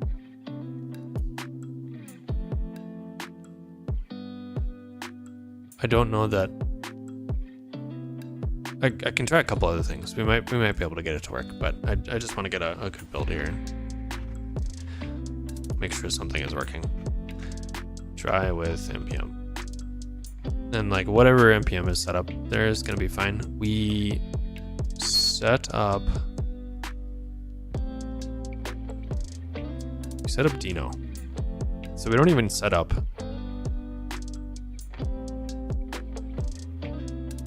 node. So we might not actually have npm available either. It might be as part of the build runner, but I don't remember. I think it is. I think it is part of the main build runner, but the reason to use something like setup node is it gives you control over which version it's going to be pulling in and running. I believe is the situation. Okay, so ecosystem test.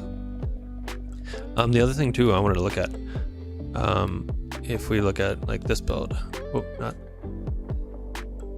this build is what I meant to click on. How long is it taking? 17 seconds. That's not bad.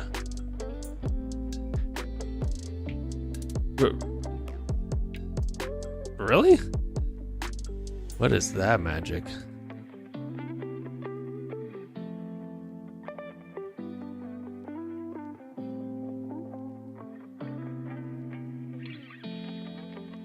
Oh, I called yarn build later on. Okay, so it's no lock file. So -- install -- no lock file. Maybe we can try it real quick. These runs take like 30 seconds, so.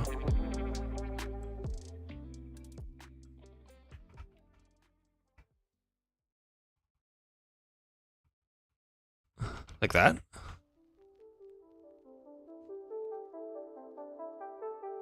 I mean, I wouldn't be surprised if there was a yarn v3 install without lock file.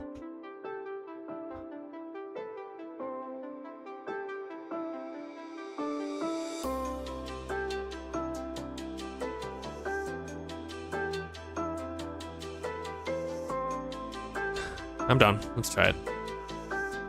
Skeptical. But let's try it.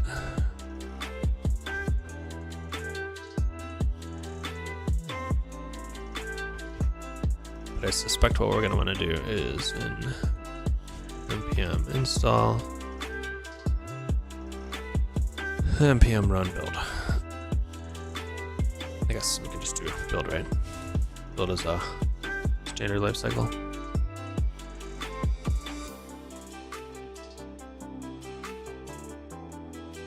I went very bad after V1.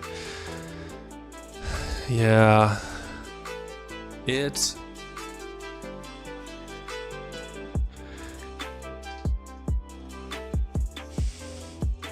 problem was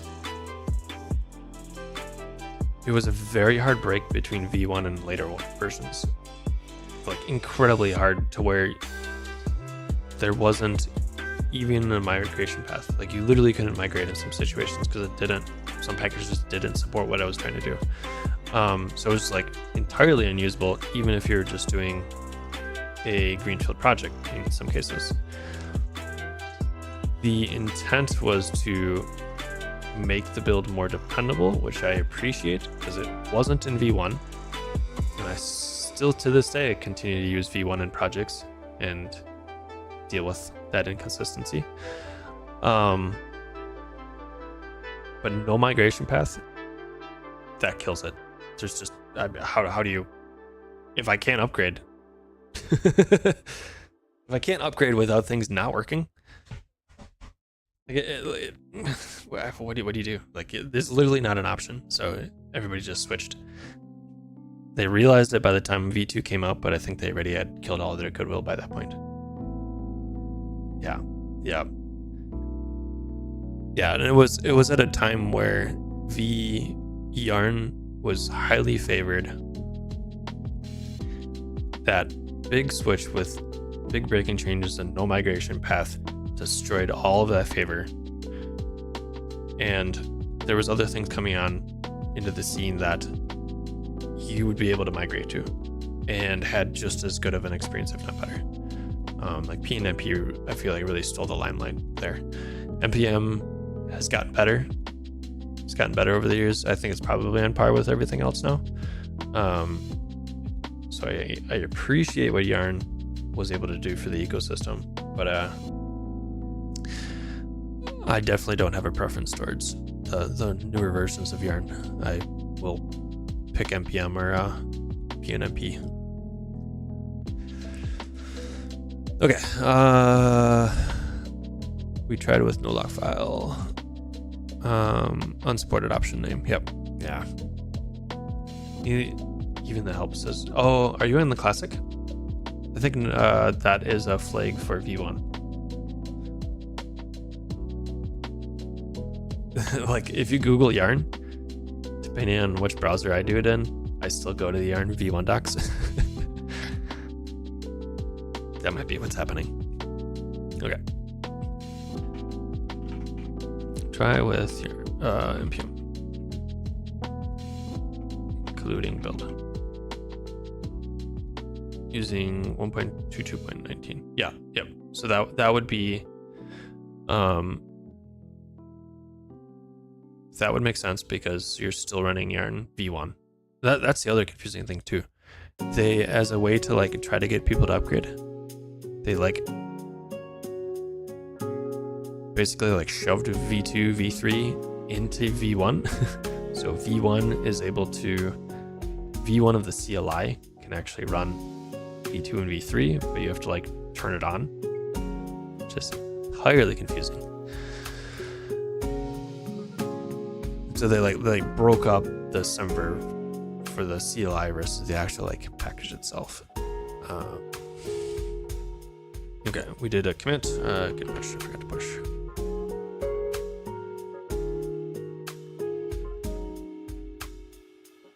I mean, I get it, open source is hard, but also I think this is a lesson to be learned that stability and migration paths are very important. Especially if you're talking, I mean, when you're doing a toy project and you can do a greenfield project every time, sure, fine. If I'm working with a client and I say there's no migration path, give me weeks to fix this, that's not gonna fly. Okay, we got a build. Unknown command. Blast. I thought it was an ecosystem thing for lifecycle, standard lifecycle one.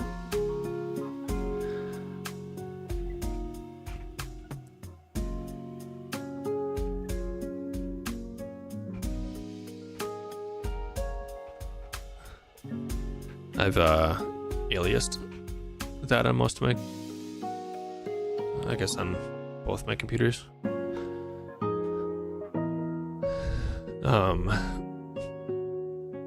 I haven't actually done it for PNMP yet, which is interesting. But if I do NR, because npm run works for all of them, so I do I've aliased npm run to NR. So NR build, NR test. A couple extra keys less typing, which is kind of nice. Closed, and I pushed, right? Yeah.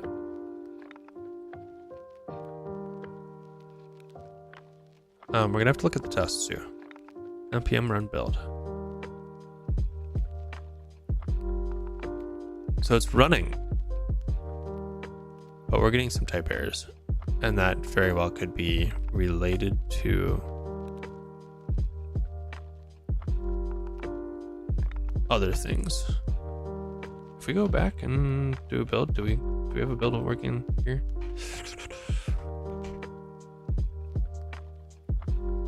I went up too high. Starfx examples. Feet. I've got it installed with Yarn right now. Okay. So there are potentially type errors there. So I think we've actually got a good build, because we're getting the same locally as we're getting in CI, and that comes back around to that main tenant that we brought up when we first started. I want to be able to run this the exact same way locally as in CI. Like, I want to be able to literally look at this, go down the list, and do those exact same commands in these exact same working directories, and have it ideally function exactly the same. It's going to be a little bit different, because CI equals true does change things sometimes. But I can also run it with CI equals true here. So I think this is probably what we're going to call it. I mean, there's still some more work to be done. We'll have to deal with the yarn issue. It seems like we don't have a clean build. We'll probably want to add tests in the Starfx examples repo. Also keeping Node and Dino in the same version is rough.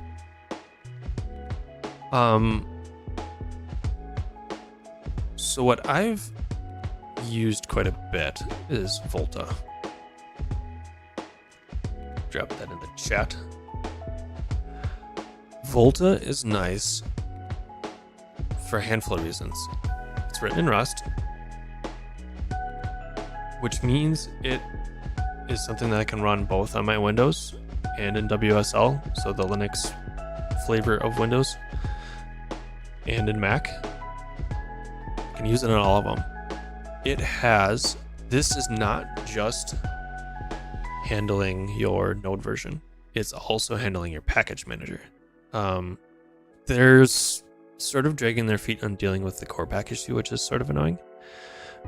But you can use it to handle and install both Node and Yarn or npm or what have you. So if I would do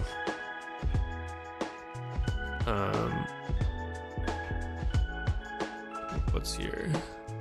So let's go to the V one. I can do Volta pin Node at 20. And Volta pin npm at 10. It's going to install it, and it's also putting it in the config here. So now if I have Volta installed and that config is here, if I run npm in this project, or if I run Node in this project, it on the fly downloads it for me and runs it. So as long as everybody on your team is using Volta, which is also a thing you need to deal with, but as long as everybody on the team is using Volta, everybody gets the exact same version. So I can literally, we say encounter an issue with a specific version of Node. I can adjust the version of Node here, and everybody else would then, presuming they're using Volta, when they run, yarn dev or npm dev, run dev, it will just download the new version of Node and start running it with that, which is great. And on top of that, they also have an action. Let's see if I got it right. Volta CLI/action. So not only will it use the version that you specify locally for anybody using Volta with that config set, CI does the exact same. So now you have one source of truth that handles both your Node version and your package manager, which is great. I'm really hoping that they handle the core pack stuff and PNMP and all that. It's not easy. It's not an issue of not wanting to do it, I don't think. It's a complex topic, and lots of players in the space trying to make their thing work. But that's why I tend to use this, because I can have one source of truth that handles both things and works everywhere. So as long as everybody on the team is using it, it's amazing. But again, depending on if it has the support you need, that's the issue. So hopefully it gets fixed soon. All right, we got a clean-ish build. It still fails. It's failing the same locally though. Now we can fix both sides of it. Basically, we deal with however we're going to deal with this in the main repo or in the examples repo. But it's also running. It's also running in CI, and it's going pretty quick too. So the npm build after the Dino run, like we're only even with an install. So the newer versions of like npm, even yarn, npm, yarn, pnmp, those all install really fast. So like we're only 20 seconds into this and we're already getting like the test run. So honestly, like if we can get a test run that runs in 30 seconds, even if the build is if we're only running build and it only takes 10 seconds, like this is probably something we can literally run on every commit. When we start getting up into the 2, 3, 5, 10 minutes, that starts to go out the window, which is something like that smoke test where you go, that we were this. That did not run in 2 minutes. But I'd imagine if we can get this under, say, a minute or two, this is probably something we can run on every PR commit, which is great. So we'll keep working on this. I think we've gotten everything useful out of the stream as far as like how this can be helpful to others to learn. I'll drop some links in the description for anybody watching the VOD, so you can see what we ended up shipping once we get to that point. But I gotta go. I gotta get some work done. Have a good Tuesday. Have a good rest of the week. Thanks for stopping by, everybody. And was my chat really still not working? Thought I turned it off and on again. Computers, I tell you.